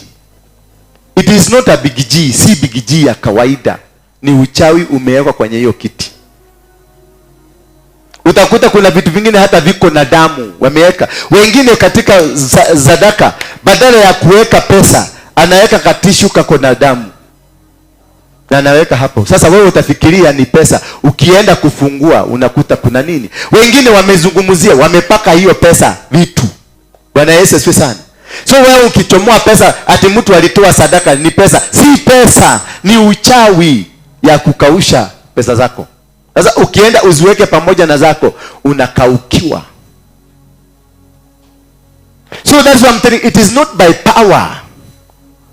It is being able to understand na kujua what kind of witchcraft is this. Maana witchcraft they are different according who carries them. Witchcraft there are several. There are about 18 types of witchcrafts. Nitawafundisha Sunday. Ujue hii ni gani, hii ni gani, hii ni gani. Kuna witchcraft lazima ubebe kakitu, na kuna witchcraft ya ulimi. Kuna witchcraft ya macho, wengi wanatuwekeanga kwa macho. Na kuna witchcraft ya matiti. Na kuna witchcraft ya private part. Kuna mwanamke unaweza kuigiza tu kutoka hapo maisha yako kwisha. Dukaigwa kwa kuando gashoka kwa kulege. Bibi yako anakupigia simu na unamuuliza takataka ng'ombe hii ya ngau. Unasema ulikuwa bibi ya nani? Nani wewe? Sele. Anapatia mtoto wako. Dad, wewe kwenda tafuta baba yako. Mimi si baba yako. Na nikuigia tu uliigia ukakamatwa. Unaona watoto wako hautaki kuwaona kabisa. Hutaki kuwasikia. Hutaki kujua. Hutaki kuwaona. Ephesians 10 verse 6. No, Ephesians 6 verse 10, please. Kindly, quickly. Amalo, be very fast. Saa 7 imefika na watu wameanza kusikia. Nasikia sauti. Nasikia sauti. Sauti ya mama.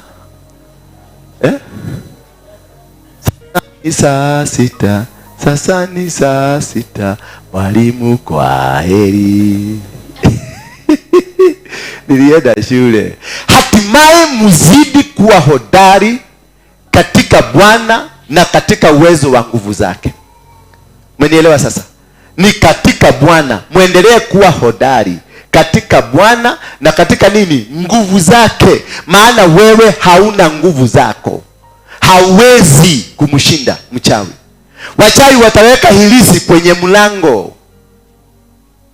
Kwenye gate wataweka. Kwenye pale wanakujanga lazima kuna mama najua hapa. Ni hodari sana kuweka pale kwenye mlango. Na mwingine anang'ang'ananga sana mpaka afikie kitu kile akalie ama aweke kitu hapo. Kuna wengine wanakujanga alale tu hapa. Aache kama amewacha hilisi zake. Sasa kukiwa madhabahu hii haina nguvu, haina watu ambao wanaipigania, hiyo hilisi yake itakaa na itafanya kazi. Sasa lazima ukue hodari katika Bwana na katika uwezo wa nguvu zake. Maana hauna nguvu za kushindana na uchawi. Hauna nguvu za kumweza shetani. Verse 11. Hauna nguvu za kumweza hata kidogo. Maana they are superior. Because whatever they do in the spirit. They don't do them in that you can be able to see in your eyes. Vaeni silaha zote za Mungu mpate kuweza kuzipinga hila za shetani. Vaeni silaha zote, si moja, silaha zote za Mungu ndio muweze kuzipinga na kufaulu kushinda hila zozote za shetani. Hawezi kushinda kwa mdomo tu. Nakemea hakuna. Maana hata hawa wanazunguka watatoa domereli, lakini domereli ni uchawi. Utaona amezunguka hapa, amezunguka, lakini ni uchawi. Maana ashakamatwa na yeye hata jua ni uchawi anasambasa. Maana alikamatwa bila kujua na ikawekwa. Maana ninampenda, kwa mfano tuchukue huyu mama, ninampenda huyu na kanisa yote inajua na wachawi wanajua nampenda huyu mama. Sasa hawatakuja kwangu, wataenda kwa mama, watamdeposit. Akikuja tu atanisalimia, yeye ndiye ataniroga, si wale. Mnanielewa? Yeye sasa ndiye ataniroga. Wanaweza kuchukua kitoto changu kile napenda sana, wataenda wa deposit kwa mtoto wangu. Sasa watatumia mtoto wangu kuniroga. Wewe unaongojea mama huyu, unamjua yeye kwa kijiji ndio mchawi, unaongojea huyu akuroge ama mkutane na yeye akifanya maneno huko, lakini kumbe kitoto chako kilidepositiwa ndicho kinafanyanga ile maneno. Mikosi yako yote inatokana na mtoto wako. Mikosi yako yote inatokana na bwana yako. Bwana yako anakuja, uko na biashara, huyu ndio bwana yako, lakini amedepositiwa. So what he will do, atakuja tu akikukamata, iye kitu walitaka kudeposit wana deposit. Sasa wewe unaongojea huyu mama mchawi, ndio una time mpaka umefunga milango yote, umeenda mpaka katoloni, umefunga kila kitu na umemtaja kwa majina. Maana Biblia inasema wataje kwa majina. Kumbe waliondoka, ni wajanja, waliondoka kwao wakaweka kwa mtu mwingine. Sasa wewe utakuwa unataja jina ya huyu, lakini mwenye nani? Mwenye uchawi ni huyu. So you are fighting a war you cannot be able to win because they are tactical. They are very tactical. Wamekuja sasa wakijua nimevunja praise and worship, kwa sababu hii praise ilikuwa inaongozwa, hii yetu hapa inaongozwa na watu wachawi. Bodi yangu, the board iko na wachawi. Juzi hapa kuna mama alikuwa karibu, alianguka, alizirai wakiwa kwa board. Alizirai, kaanza kutoa, kafunga, hewa ikaenda. Bwana siwe sana. Ukiingia hapa kanisani utakuta mpaka asha kunao wachawi. Wale watu naona ni wakaribu sana, watu wa maana kwangu, utakuta wawili kati yao ni wachawi. So it is upon me to be able to be upright with God. Maana hata nikitoka hapa niende kwa board America na programiwa wachawi, nitakutana na the same characters, nitakuta America wananingojea. Nikitoka hapa niende Israel, niende nifungue sasa, the same characters nitawakuta huko nao wakiwa ndani ya wazungu. Maana uchawi does not have a form. Uchawi does not have body. They use bodies. Sasa nikiingia kwa ndege wataingia na mimi, nikishuka tutashuka. Wao hawalipangi fare na hawalipangi visa. Wanakuhitaji wewe, kampani yako, waende, tuende na wao. Tukifika German, ndio wananishikiaga bagi tukienda. Bwana Yesu asifiwe sana. Na niliweza kama nimekemea mapepo Kenya. Na unasema ati mapepo Kenya ndio imenisubua, lakini nikifika huko it doesn't matter. Itaenda na mimi. Bwana Yesu asifiwe sana. Haleluya. Vaeni silaha zote za Mungu mpate kuweza kuzipinga hila za shetani. 12. Kwa maana kushindana kwetu si juu ya damu na nyama. Maana uchawi hauna nyama, uchawi hauna damu. So we are fighting against principalities. We are fighting against unseen forces. Maana mtu atakupatia kakijiti tu, kakijiti, na nakwambia uende, ukifika kuna mzee mwingine mganga, tulikuwa na yeye rafiki yangu, wakati nilitoka kwake aliniambia, alinikatakatia, unaona hii sweet potato, mwita kwate ngwashe, ako kamuti kangwashe, akakatakata tu vitu 10. Akaniambia ukienda, by the time ukitoka hapa, ukienda kwa barabara, makutano ya barabara, unaacha kamoja. Uende mahali utakutana joint nyingine, unaacha kamoja. Uende mpaka wewe unaacha kamoja. Sasa mimi nilitoka huko, nilikuja kukuta hizo tu vitu twangu siku ya 3 kwa gari. Nilisahau siku tu pata kamoja.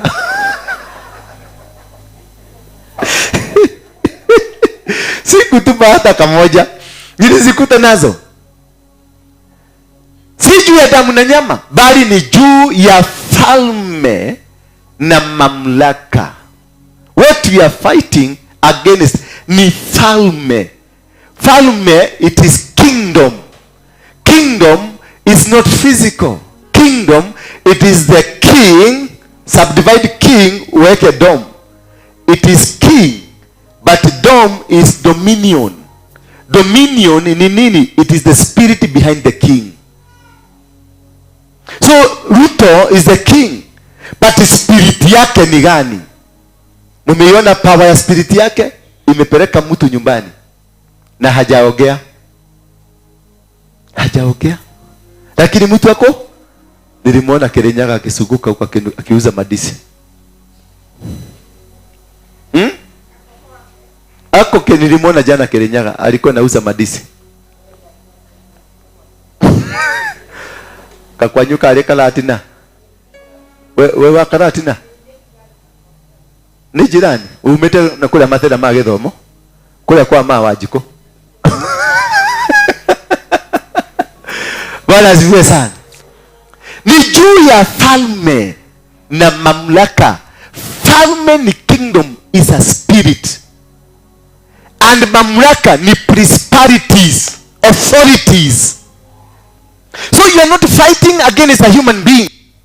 You are not fighting against something that is physical. You are fighting something that is not physical, but very powerful, very controlling, very dangerous in your life. So ni mamlaka juu ya wakuu wa giza hili. These kingdoms na hizi falme ni juu ya nini? Wakuu wa giza. Bwana Yesu asifiwe sana. Kwa hivyo kwenye giza kuna wakuu. Kwenye giza kuna falme, kuna wakuu, the leaders, people that are operating from the darkest parts of the world. Bwana asifiwe sana. Juu ya majeshi ya pepo. Kwa hivyo mapepo yako na majeshi. There is an army. Mapepo ndio wale mzee aliambia Yesu, we are a region, tuko wengi. Hilo ni jeshi limewekwa kutorment, kukumaliza. Ni jeshi limewekwa kukuhangaisha. Litakuhangaisha kupitia kwa watoto, litakuhangaisha kupitia kwa biashara, litakuhangaisha kupitia kwa huduma, litakuhangaisha kupitia chochote kile. Na wanalete mpaka magonjwa. Utakuta unatibiwa kansa, lakini it is not a medical cancer, ni kansa ya mapepo. Unatibiwa ukimwi na hauna ukimwi, lakini ni pepo la ukimwi. Ukiobewa linatoka. Lakini utakunywa madawa ya ukimwi, utakunywa madawa ya kansa. Until you only come to realize they have been treating a wrong disease. That is when you know when they have been treating misdiagnosis. Misdiagnosis is because of the demons. Watasema huko na typhoid. Ukienda hapa hizi kliniki zote za Nairobi, lazima either upatikane na H pylori, typhoid ama nini, ama malaria, na haujasafiri. Nairobi we don't have malaria. Murang'a hakuna malaria, Kiambu hakuna malaria, lakini utaambiwa uko na malaria na kule ulienda ni Murang'a. Malaria inatoka Western na Mombasa. Lakini Nairobi, ukiona mtu ako na malaria Nairobi alikuwa amesafiri. That is why they ask for history of travel. Bwana Yesu asifiwe sana. Lakini watakutibu H pylori na hauna, because the demon zimediagnose leo ukuwe na H pylori. Ukienda kwa daktari mwingine, demons zitasema ni sukari iko juu. Wakienda kwa huyo, kwa daktari mwingine, demons zitasema ni malaria. Ukienda kwa daktari mwingine, demons zitasema ni gatema. Geta gatema. Nikafuresha. Bwana Yesu asifiwe sana. Kwa hivyo ni vizuri kabla ukisikia kuna kitu kinafanyika katika maisha yako, ni vizuri sana look first for the spiritual intervention to understand what could be behind this so that is happening. Biashara yako imeanza kwenda chini, before you start running up and down, look for spiritual intervention. Ndoa yako imeanza kubingirika, don't just rush at it. Just try. Ukiona bibi mmekosana, ameanza kukujibu, wacha kumjibu, tulia, because there is something behind her. Utakuta mwanamke mwenye hakurudishiangi, hakujibu hata kidogo, ni mwanamke mzuri, lakini ile neno amekuachilia mpaka unarudi nyuma, unasikia huo ni upepo, ni kiruhuho hot kinakuchoma mpaka unarudi nyuma, mpaka unamuita jina umuitagi, anaitagwa Milika na umuitagi Milika, unamuitaga jina Karaja mpaka unamuita Milika. Yo kwa kuonete dajejetie niwe kana no todoro na tariu to ni umenyerete muno riu ni ukomenya gwitu gutie unitwo gitada giakwa kirio gwitu kiria kuo kiria wega. Juu ya wakuu wa giza hili, juu ya majeshi ya pepo wabaya katika ulimwengu wa roho. So si ulimwengu huu wa kawaida, ni ulimwengu wa roho. Roho Wakikuyu roho roho juu ya ulimwengu ya Wakikuyu ya roho.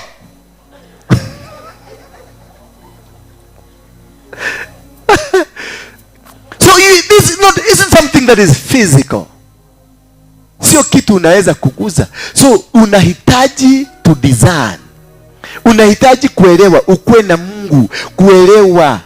Na kuelewa kwako kunahitaji the spirit of God around you.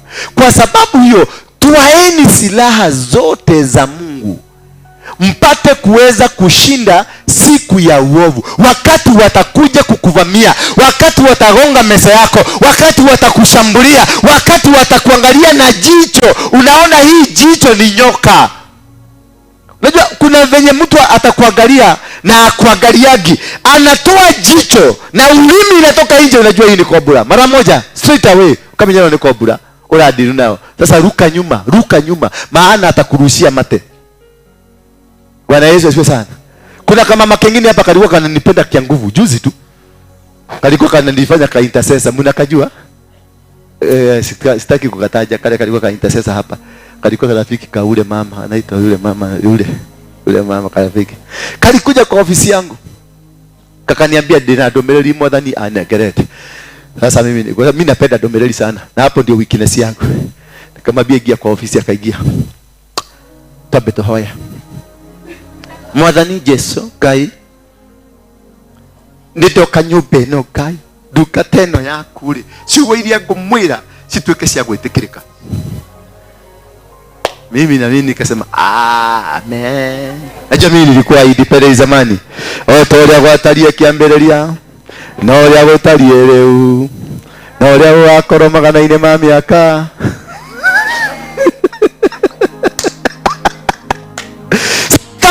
Kuja kakaniambia, roho akashuka. Immediately baada ya maombi nikaona kakabadilika. Bashete de busa bashe. Ria kanda mara mazini ona shinda bogoria kababuza. Kagari de bushi de haya.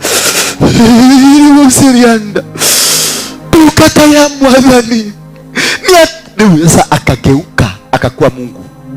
Akaanza sasa kusema yeye anaongea ni kama ni Mungu. Tukata yakwa niatumia aigana ukwenda kunengere niguo uchathikire tondu nione meire ndakunengerire mutumia ngikurehera mutumia nie Jehova ndauga ngikurehera mutumia uyu ha na ndumwathikagira ndumuiguaga.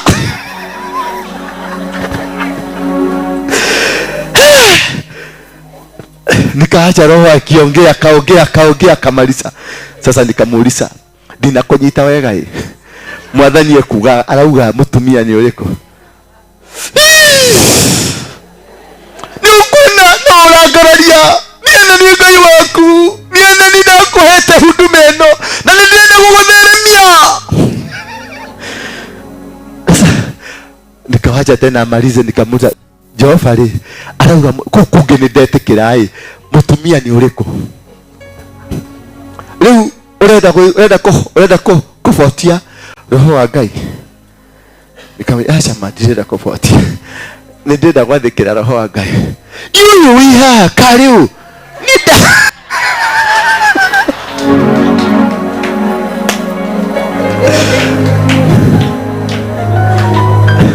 ati waga gwika uria Jehova arauga huduma ino ni kuhingwo tondu nuo kuite service ya huduma iriku. Mimi nilimfukuza kutoka hapo, nilimwambia Ngai ucio wako gumuria gudi gumuringa awe maguru na iguru. Jehova, that is blasphemy. Nilimshika hapa nikamwambia, Oliver ndiye alikuanga hapa, nikamwambia Oliver, toa hii takataka hapa kwa nyumba ya kanisa. Kama kanisa kakaenda gari ile mworagia nako kari kama nataka gatigire kuhurira kutoka siku hiyo kalitoka kakaenda, kanisa haijafungwa, kanisa imeendelea kuongezeka. Hapo ndio unajua shetani anakuja na karakta namna gani. Mwadhani ya gosho. Hallelujah. And that is how to design. Na inasema hivi, go there baba. Kwa sababu hiyo twaeni silaha zote za Mungu mpate kuweza kushindana siku ya uovu. Maana hiyo ndio ilikuwa siku yangu ya uovu. Kama singejua ningeshindwa. Kama maana mimi nampenda Mungu. Anything that is prophetic, I listen to it. I love my God. Kule amenitoa, Ngai wako kule adutete. Mimi amenitoa kubaya. Mimi nimeenda kwa shetani, nimekaa nimejenga nyumba na nimetoka. Bwana Yesu asifiwe sana. So I love my God. Anything that is pleasing God, I'm there. So they knew wakimtuma na njia hiyo nitamchukua. Na walitaka tu niende kwa bed. Hivyo tu. Hiyo tu niguze kisha mimi. Kwa sababu hiyo twaeni silaha zote za Mungu mpate kushinda, mpate kuweza kushindana siku ya uovu, na mkiishi kuyatimiza yote kusimama. Halo. Kutimiza gani? Yote katika hali ya kusimama. Bwana Yesu asifiwe sana. Kwa hivyo it is a continuous process ya kusimama na kupigana na hawa watu. Kikuja kwa njia hii gonga, hata kama ni rafiki yako, hata kama ni mama yako, hata kama ni mke wako, hata kama ni mume wako, hata kama ni mtoto yako, akikuja na ujue na udisani, hii ni njia ya shetani, gonga ni kama nyoka. Toa kwa mbele yako, mwambie Yesu alimwambia Peter, get out of my back. Bwana Yesu asifiwe sana. And that is how to win this battle. Usikuwa ati ni rafiki wangu, ati huyu ni nini, ati huyu hapana. Kuna watu unafikiria ni rafiki yako, lakini ile kazi anakufanyianga at the back. Mwaria na wetu raria na wewe ici no tugetigana nawe na gukuja urajambia kujambia. Mara hiko ni wahurira wetakwate yaku ciaro. Muthoni unapiga muthoni tareka gwire apostle ndutuma nawe wakwa. Ai rau ni acerire gwakwa. Kai apostle ni yimako. Andirawa au mako ni ndumiriri. Edo akimuria wo thiete gwika atia. No na muhiki uria mweru ukaga kanitha. Ucio ni urahikio. Goma te yiga kuhurira thi mwire we ngoma. No ukemee that spirit ta ngoma. Because that is what has destroyed churches. That is what has destroyed families. Mama ni mzuri, hakuna, yani ukimshika na Biblia hivi ameoa. Ukimshika kila kitu anaelewa, mambo ya kiroho anaelewa. Lakini kile hakitokagi kwa mdomo yake ni moshene. Atapigia huyu simu, atapigia gwakwagioka aroka kuhoya ndeto na ndeto cioyo.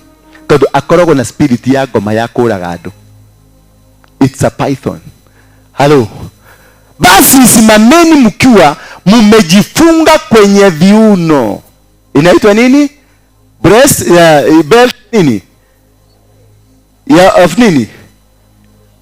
Halo. Mujifunge kwenye viuno na kuvaa diriri ya haki kifuani. Kwa hivyo kwenye viuno muwe na kama viatu mvilivyofungua. Ameenda tena huyu wapi? Basi simameni mkiwa mmejifunga kweli. Kweli ni haki. Be genuine. Be sincere. Wachini kwenda kuomba chai mkizungumza za apostle ati ameoa nani, hata anataka kuoa nani, ama mzee wa kanisa amepatikana mahali, ama mnani ameenda mahali. Mundu agigoka gwaku akuhende tociata icio oya muiko wekelea ya mugongo, iyo ni daimono. Grace niguo. Halo, Bwana asifiwe. Mtu akikuletea moshene wamogi, mtu akikuletea moshene wekelea mwiko ya mgongo na useme apostle alisema, na ukuje uniandikie receipt ya biro nitalipa. Bwana asifiwe sana. Atufunge mshipi ya ukweli, the truth. That is one factor that makes you win, being truthful, like Gashagwa, truthful man.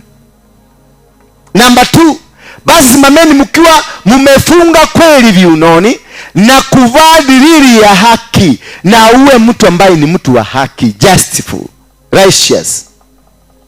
Bwana Yesu asifiwe sana. 15.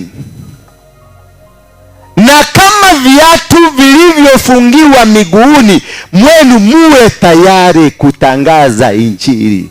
Yani muwe watu wenye imani, muwe watu wenye amani, muwe watu ambao your body alone, your body is able to spread the gospel of God. Whatever, how you look, how you talk, people wakikuona wanapeana reference that this man is a man of God, this woman is a woman of God, this church is a church of God. Bwana Yesu asifiwe sana. Tusimame kwa miguu yetu. Ni kwa nini leo mmenyamaza sana? Hiyo kitu ni kama nimekuwa nikizungumzia wachawi watupu, ama kulikuwaje, ama ni watu washarushiwa kwa uchawi.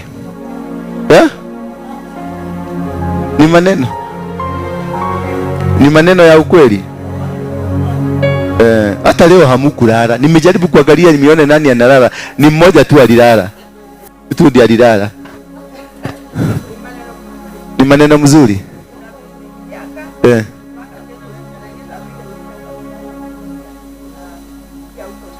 Uko ndani ya roho. Asante. Hadi ninawahubiria mpaka kesho nikiwauliza maana iliingia ndani ya roho. Tusimame na sadaka zetu.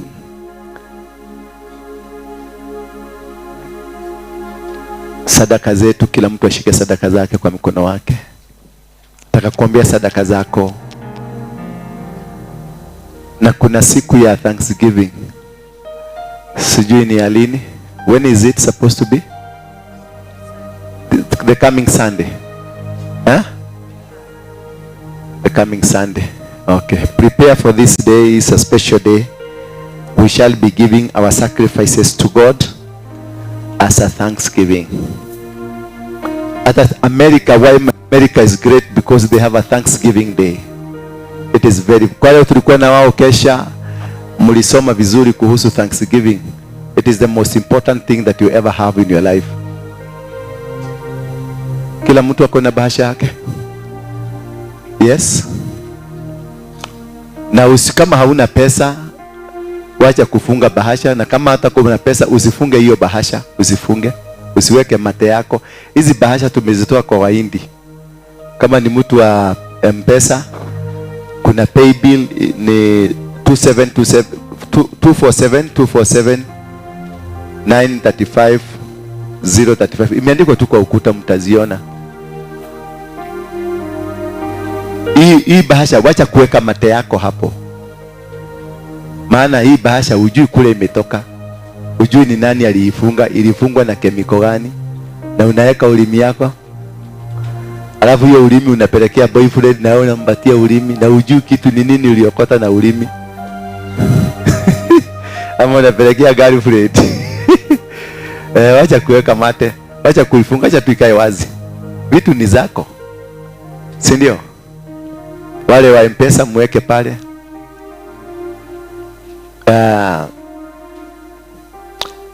Kuna zile bahasha za tithe.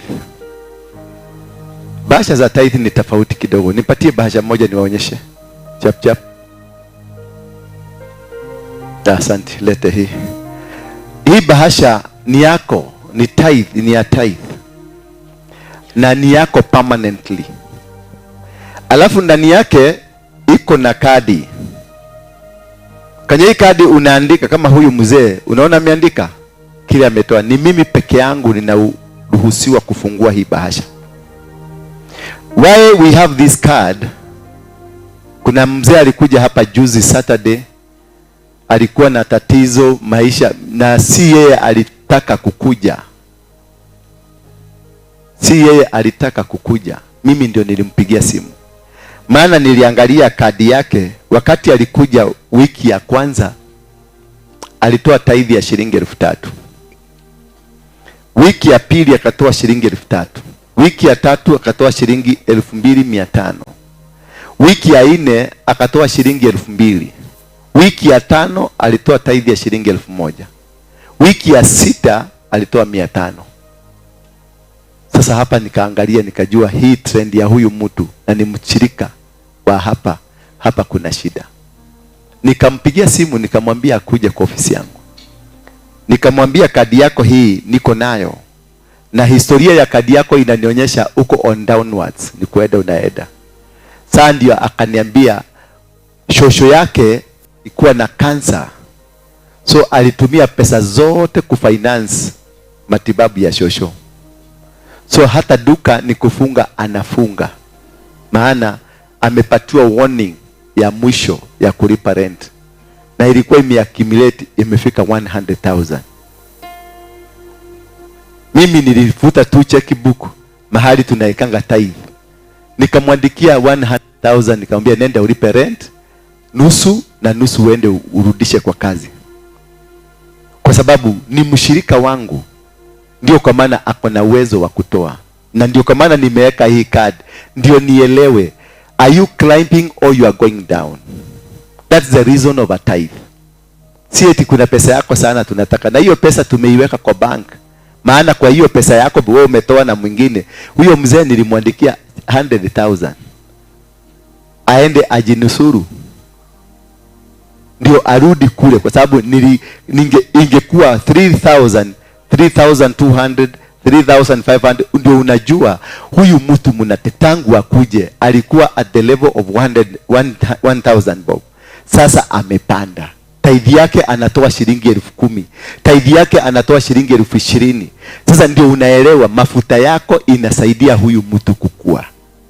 Lakini kama huko hapa wakire goko kirutaka 50 no muthi urutaka 50 ande hiyo wako hai, wakati ule ulitoa 50 ilikuwa mpya, sasa hizi umetoanga 50 mzee, kumaanisha imeshikwa na makanga karibu 8.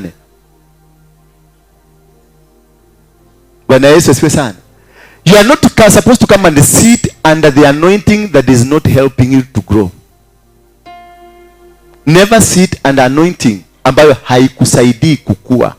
Kama sikusaidii kukua, usipoteze wakati wako kukaa na mimi. Ondoka tu. I'm not helping you.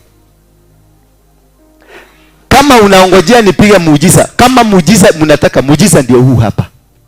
Maana kama sasa hawa mama nimewapatia kadi hii, wameanza kujaza tithe. Wakikuja hapa hawa mama walisikianga kwa Waruinge kuna patianga nini? Uga. Hii uga nigege mwana hile huko. Utiare hilo hawakukuja hapa kwa sababu ya Mungu. Male heto ni mtu haya. Niguo. Yes. Lakini walikuja nikawakamata na hiyo unga nikawakalisha chini. Wamekaa, wameanza kushona viondo, wameona Mungu, sasa wako na Mungu. Wewe mtu ukako sade, no muri hagira fee, fair. Na siku hiyo nyingine nilikuwa na walipia fare ya kukuja, na walipatia chakula, na walipia fare ya kurudi. Sasa hizi wanajilipia. Sionagi hata mmoja anasimama hapa ndile tigiti. Doda mwelile liago na mutumio muhaki uga ndale tigiti nyahunyo. Todo wagiro ni gwaka mundu erugamiririe. No ti guikara na mundu akuhe atehe. Bwana Yesu asifiwe sana. Ukiona mtu anaendelea kuomba, muombe. That's a very dangerous demon. Anaweza kuwa ni mchawi, ni pesa yako anapelekanga kwa wachawi. Kwa sababu hata wachawi ni wanakuanga maskini sana. So the reason for this one, the reason why we have this one, and it's very important for you, Kama hauna hii, nenda uchukue. Ujiandikishe pamoja na kadi, ujiandikishe. Maana this is now in my office. This is now you are dealing with me. Na ukitaka access yangu ya haraka ni hii. I'm not putting a condition that you must give a tithe to see me. But access yangu, because I want to see nimelea mtoto amesimama. Mimi nilikuwa chokora, nilikuwa nakula gamu. Mimi nimepiga geta, nilipiga mama mmoja mzee, mama kama hawa huko Mukuru kwa Ruben akienda soko. Nilimfinya na mbao mpaka akajikojolea nikiwa mwizi. Hiyo kitu iliniuma, maana nilimfinya, mama akaaguka chini akalilia Mungu nikiwa pale, nikarudi nikamrudishia pesa zake. So hiyo yote nimepitia. Kuna mikono ambayo nilipitia ikanisaidia nikafika mahali nimefika. So I need to know your story through this one. Maana hiyo bahasha ikibeba na hawa watu wa kikabu hii unaona wameanza kuleta hapa. Ikibeba mimi sijui. Mimi sijawahi jua pesa ya kanisa inakuanga rangi gani, lakini hii najua. Maana hii iko na account yake nimeweka kando. Situmiangi na hakuna mtu anaitumia. Either tulikuwa tunaitumia kusaidia hizi mandigi, hizi vitu za kuchona viodo, tumetoa kwa hapo. Zile pesa tutawalipia nyumba nazo tumetoa wapi? Hapo. Unanielewa? Lakini because that is meant for that. Mimi niko na biashara zangu, niko na kampuni 8 na hakuna kampuni ambayo haina returns ya over 5 million per month. Mimi tukienda mikutano ya nje I sponsor, na kila mkutano tunaendanga nje tunatumia 2.5 million. I give my tithe to sponsor a rally. Bwana Yesu asifiwe sana. So my interest is to see, why did you come to my life? If I'm not helping you to grow, then keep off. Enda. Hakuna kusaidiana ndiraguteithia. Ukoraga mundu okire guku na turatu tatu twa mama kana gatagaka akini na mieri 6 aina talitali na bigiji. Todo okire agithinira guku. Wagire ni guka gukeni na mieri 6 twarithie wakodwari na ngari utwarithie muithikiri. Nakodwari na muithikiri utwarithie motorbike. Na kwa ina motorbike utwarithie gakari gaku. We need to grow. Mimi nikinunua gari hata nyinyi mnafaa kununua kitu. Sio kwamba mimi ndio niko na anointing ya success, nyinyi hakuna kitu ina flow kwenu. Kama hakuna kitu ina flow kwenu kumaanisha there is a disconnect. Kuna kitu. Nikinunua shamba hata unafaa kufikiria, hata huko umeingia sako unaanza kufikiria kununua, because you are under the same anointing as me. If my anointing is not translating to your success, you are in the wrong anointing. Mnanielewa? That is why you hate me, because I have to tell you the truth. I don't need to come and sit here ukae hapa na sikusaidii. Haina haja. Haina haja hata kidogo. I need report. Kama huyu mama akikuja hapa oka haha. Atwarura ya mwehu bandagia kiundo kiho. Uone ahiana mu Ethiopia. Mwetu yagioka goko. She's from Germany. She's a doctor. Si doctor ule wa kuosha wa mama, ni doctor. Amesomea daktari. Anawachiango hospitali kama Kenyatta mzima ana manage. Akaonaona kamevaa hivi. Lakini wakikuja hapa siku alikuwa amekuja nikikosa kumzungumzia ajinyonge. Is it true? That's very true. Wasalimia na Kijerumani ndio hayo. Guten Tag. Ongea na Kiswahili na Kijerumani kidogo. Hallo Gemeinde, ich bin Emily und Ngoja. Inataka maiki ya Jerumani. Hii ni ya Jerumani. Simeandikwa jina? Sennheiser from Germany. Ini? Gani?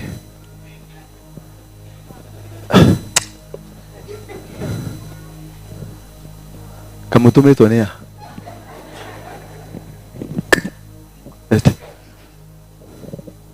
Sasa ulidisconnect kuna mashimo mbili ya hii. Endelea tu. Ikira hakuina kanu. schönen guten Tag, mein Name ist Emily und ich bin sehr froh hier zu sein und ich bin hier zu bleiben, ich will nicht gehen. Kuna kidogo mnanyita.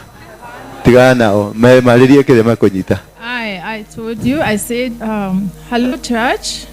I'm happy to be here, and I'm here to stay. That's what I said. Yes. What brought you here? Okay, what brought me here, I came because I saw, I started watching December 2022, and I saw the apostle. So when it popped up, and I just pushed away. And then it came, another day it came, and then I said, what's this? So I started watching. When I started watching, I dreamt seeing you. You told me to watch, it was in a house. You dreamt? Yeah, seeing it was me. a dream, yes. As TDH or as what? No, you. So when I saw you, you talked to me, you told me to look out of the window. When I looked out of the window, I saw a forest, a lot of trees, and a house far away, and I didn't know what it was. So I started planning to come here, and I came last year in October for 3 weeks. And when I came here, he prophesied to me a lot of things, and it was true, because by the time I was coming here, I felt I'm going mad. That was sure. I felt I'm going mad completely.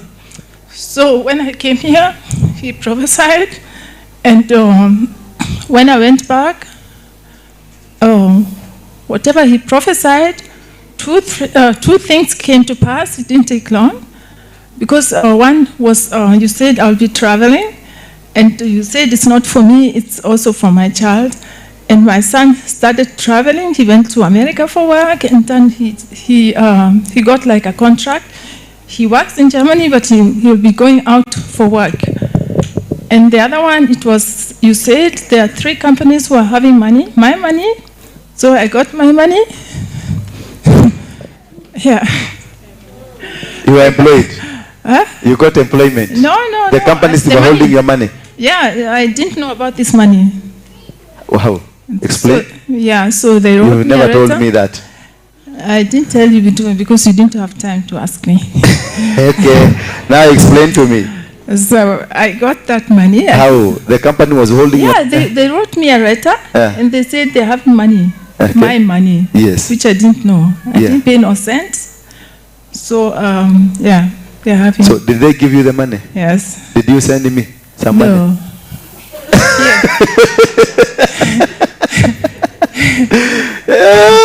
Three companies holding your money, and you don't know somebody is holding your money. Yeah. Yeah. So, and what happened after that, I got, people started asking me for jobs. They followed me with jobs, and then I just said, no, because I'm employed, I didn't want anything different from what I'm doing. And they started asking me, and then I would just say, I want this amount of money. And they were saying, okay, it's okay. And I thought, okay. And then so you are dismissing them by telling them you want a lot of money, and they will agree with the money. Yeah. Okay. So I dismissed that one, but he told me, okay. I told him, let me go somewhere else, and then I got another job offer. So those ones, it is a lady, and she told me, come, let us talk, because she said, I want you to work for me, and then she told me we talk because of the work contract. And then I was in the city, in Wiesbaden. When I was in the city, she called me. So when we were talking, it was loud outside, so I went in a supermarket. It's not a mall. In a mall, I was talking with her, and I told her again, another higher offer. And then she said, did you say this and this? I said, yes. Is that enough? I said, okay, we'll see later. So those are my things, my child. That's how you got a job. You keep changing, adding offers. Yeah. And they're still coming. Yeah. God, thank you. Thank you. Pigia Yesu makofi. That is how you know you are under anointing that is opening your doors. This gentleman here, mtoto yake na yeye wote ni walikuwa weda wa simu. This man was just Amekaa hapa mpaka akalusu hope. Na yeye sana mpaka akalusu hope. Yes, tupatie story yako. Kweli kulingana na mafuta yenye iko kwa hii kulingana na mafuta yenye iko kwa hii madhabahu, sisi ni washindi kwa hii kanisa. Tulikuwa tumejaribu tumejaribu, lakini kwa wakati mwingine Mungu alikuja na nikapata kazi. Ulipata kazi? Nimepata kazi. Uko kazi sasa? Uko kazi. Lakini ulikaa karibu miezi 6 tukiomba. Mpaka ukaniuliza kaiga hiyo ataiguaga. Kwa nimerogwa ama nini? Maana kwake kumeparagasha na yeye mwenyewe ameparagasha, but he's now working. Ilikuwa na kazi ya hardware ya mbao huko upande wa Kahawa Est, lakini mambo zikaingia za mbalimbali, biashara yangu ikaanguka. Sasa nikawa nikiyumba huku na huku, lakini nikakuja tukaomba na mchungaji, na dakika ya mwisho mahali nilienda nikapata kukubalika. Sikuulizwa maswali mengi, nilipatiwa tu kazi. Hata nakumbuka kuna watu wengi wamekuja, walikuwa mbele yangu, walienda wakaikuja wakaifanyishwa interview. Wengine wakaja mimi wakati nilienda sikufanyishwa interview. Zile document niliombea hapa kuweka kwa meza, hata ule aliambiwa kuja nifanyishe interview aliniogopa tu. Nilipatiwa tu gari, nisikia kampuni mzima unapatiwa gari mpya. Funguo hapana, sio mpya, unapatiwa funguo, unaambiwa hebu enda na hii gari huko nje, wewe zunguka alafu tuletee nini. Na huko peke yako. Na hawakujui. Hawanijui na hawajawahi kuniona tena. Guy, favor. Sema favor. Sema favor. Huyu mzee alikuwa ananiambia nititigagera guka kanitha-ini tondu ndire ginya sadaka. Alikuwa nasikia ugumu wa kukuja maana hakuwa na sadaka. Nikamwambia wewe endelea kukuja, wewe mwenyewe ni sadaka. Sasa umeona amelete tithe. Na si mara ya kwanza, amekuwa faithfully, amekuwa kilete. So that is the reason I want to tell you that you need to understand. Is the anointing that you are seated under, is it of any benefit to you? Bwana Yesu asifiwe sana. That is how you need to discern and understand. Wakodo shikuduri wataithika kumarira wajirie kuina ha. Tigana na kuina thi wikare thĩ kana ume gũkũ thi kanithenge. Wezi kukaa hapa mwaka moja, mwaka mbili, mwaka tatu. The same challenge, the same problem. Hakuna kashida. Kuna either we are not connected, ama you have a problem, ama I have a problem towards you. There must be something that indicates there is success. Bwana Yesu asifiwe sana. Sasa inua bahasha yako juu. Kwa hivyo make sure kama wewe ni member wa kanisa, if you are a member of this church, you are my son, you are my daughter. Nataka kukuona na bahasha ya tithe. Jina yako na kila kitu. Because kuna kitu nataka, I want to walk with you. So inua tu sema, Bwana Yesu, mwana wa Mungu uliye hai, nimeinua bahasha hii ambayo nimeweka zaka zangu. Na nimeweka sadaka. Nimeweka fungu la 10. Na nimeweka sacrifice. Ninakuomba Mungu, muumba wa mbingu na muumba wa dunia, iangalie ilivyo, na kuomba nifungulie milango na madirisha. Nisaidie, nibariki, niwezeshe kazi ya mikono yangu. Mahali popote nitakapokanyaga, nipe uwezo wa kumiliki. Nipe mdomo wa kutabiri. Nipe mdomo wa kutabiri. Na nipe mkono wa kumiliki. Nipe mkono wa kumiliki. In Jesus name. Amen. Amen. Chukua sasa, wekelea hapo kwenye mkeka. Just come. Baba wapande huu, leteni zenu hapa. Lehei matutamanyu haha.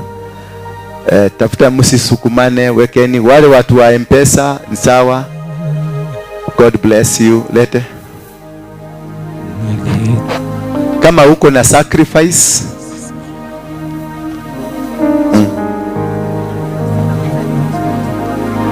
okay, thank you. Wale watu wa sacrifice niletee kwa mkono wangu. A sacrifice, with sacrifice niletee kwa mkono wangu. Ni ate wa mwiretu neke amoshi no atite koega Umenyerera Ngai muno. Sasa how are you? Ubarikiwe. Yes. This is a sacrifice. Thank you. God bless you. Yes. The sacrifice. I want to meet you before you leave. Okay. Sacrifice. If it's a sacrifice, ya nini? Okay. Wewe usijali. God bless you.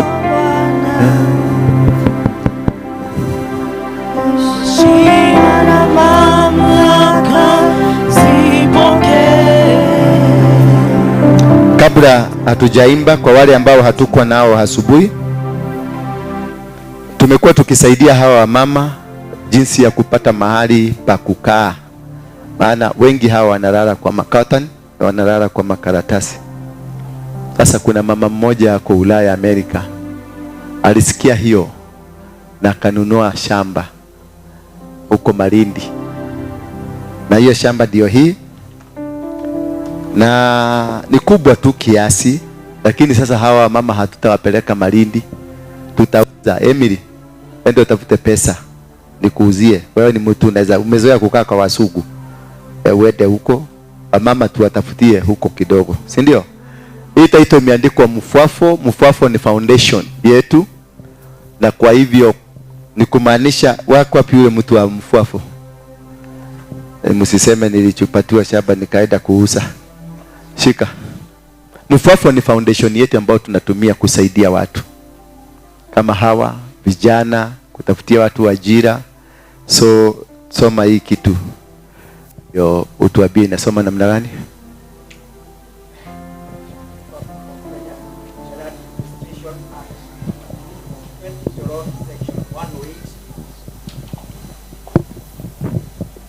The registered Rad Act chapter 300 repealed title deed, title number Maridi Chakama phase 1/2489, approximate area 0.046 hectares, registry map sheet number 6. This is to satisfy that Mfwafo Foundation is now registered as the absolute proprietor of the land comprised in the above mentioned title, subject to the entries. Hiyo ingine wanajua ni hiyo tu, tukasema usome Malindi stroke Chakama, mali kunaweza Chakama phase 1. The owners are now Mfwafo. Shika, kwani umeenda? Emodhulio kahia na gati yanake adireko. So tupige picha hapa. Nikikabidhi officially to the Mfwafo. Mfwafo sasa imetajirika. This one tutauza ndio tununue shamba karibu. Kani mkwenda kuthira Lamu. Ono yamekolega na ihenya. Na kama uko na title hata wewe lete. Asante sana ipoke. Umepiga picha? Okay, sawa, asante. Kama uko na title na mwenye kufacilitate maneno yote, kampuni ambayo imesaidia, mwenye kufacilitate amesema nisiwaambie, hata alikuwa anasema tusitagase, lakini kwa sababu sitataja jina yake, yako Amerika, na ametuma container 2 za nguo zao, 2 container 40 foot, ametuma container 2. She's in America. Mimi simjui, na ananipigiaga na simu ya nani, ya ile wanatumia kadi, nisijue namba yake. She doesn't want to be known. Na Maryland ni watu rafiki zetu, ni members wa kanisa hii, ndio wanauzaga hii mashamba. Yeye ameuza, si ati ametupatia bure, ameuza. Sasa weka hapo. Kwa hivyo kama unataka kaplot, unaweza kwenda Maryland, wanaweza kufanya nini? But if you also have a title or you have something that you can assist, tusaidie hawa mama watoke kwa makatan, nitafurahi sana. Bwana Yesu asifiwe sana. Haleluya. Tuendelee, twende kazi.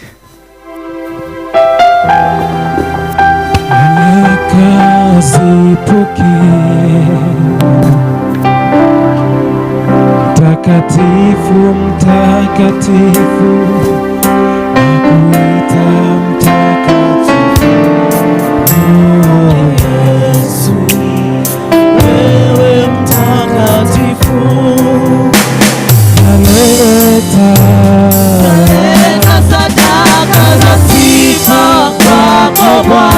Ngoja kidogo. Heshima na mamlaka zipokee. Ngoja kidogo. What is wrong? Who's operating on this one? Nitarudi. Watu wale wanataka deliverance, we normally do them later. Service hii inakuanga mahubiri peke yake.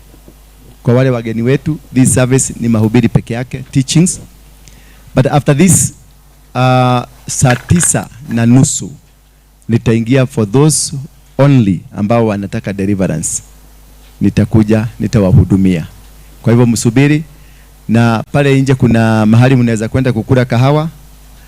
Iko. Na kama ungetaka kukaa hapa, ukae hapa, na ningetaka kukutana na wamama wote. Wamama wote. Tukutane this side. After this. Wamama wote.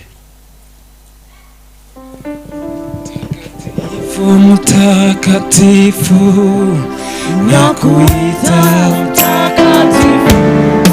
Oh Yesu, wewe mtakatifu. Naleta sadaka za sifa kwako Bwana. Heshima na mamlaka, heshima na mamlaka zipokee. Mtakatifu wangu, mtakatifu, mtakatifu, nakuita mtakatifu. Oh Yesu, wewe mtakatifu. Tusimame wote. Tusimame wote. May the grace of our Lord Jesus Christ and the love of God and the fellowship of the Holy Spirit be with us now and forevermore. May the grace, salamia mwenzako na umwambie karibu sana saa 9:30 evening.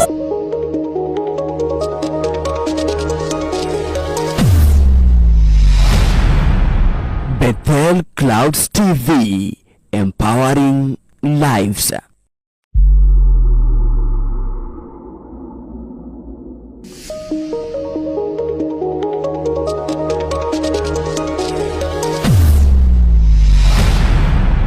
Bethel Clouds TV, empowering lives.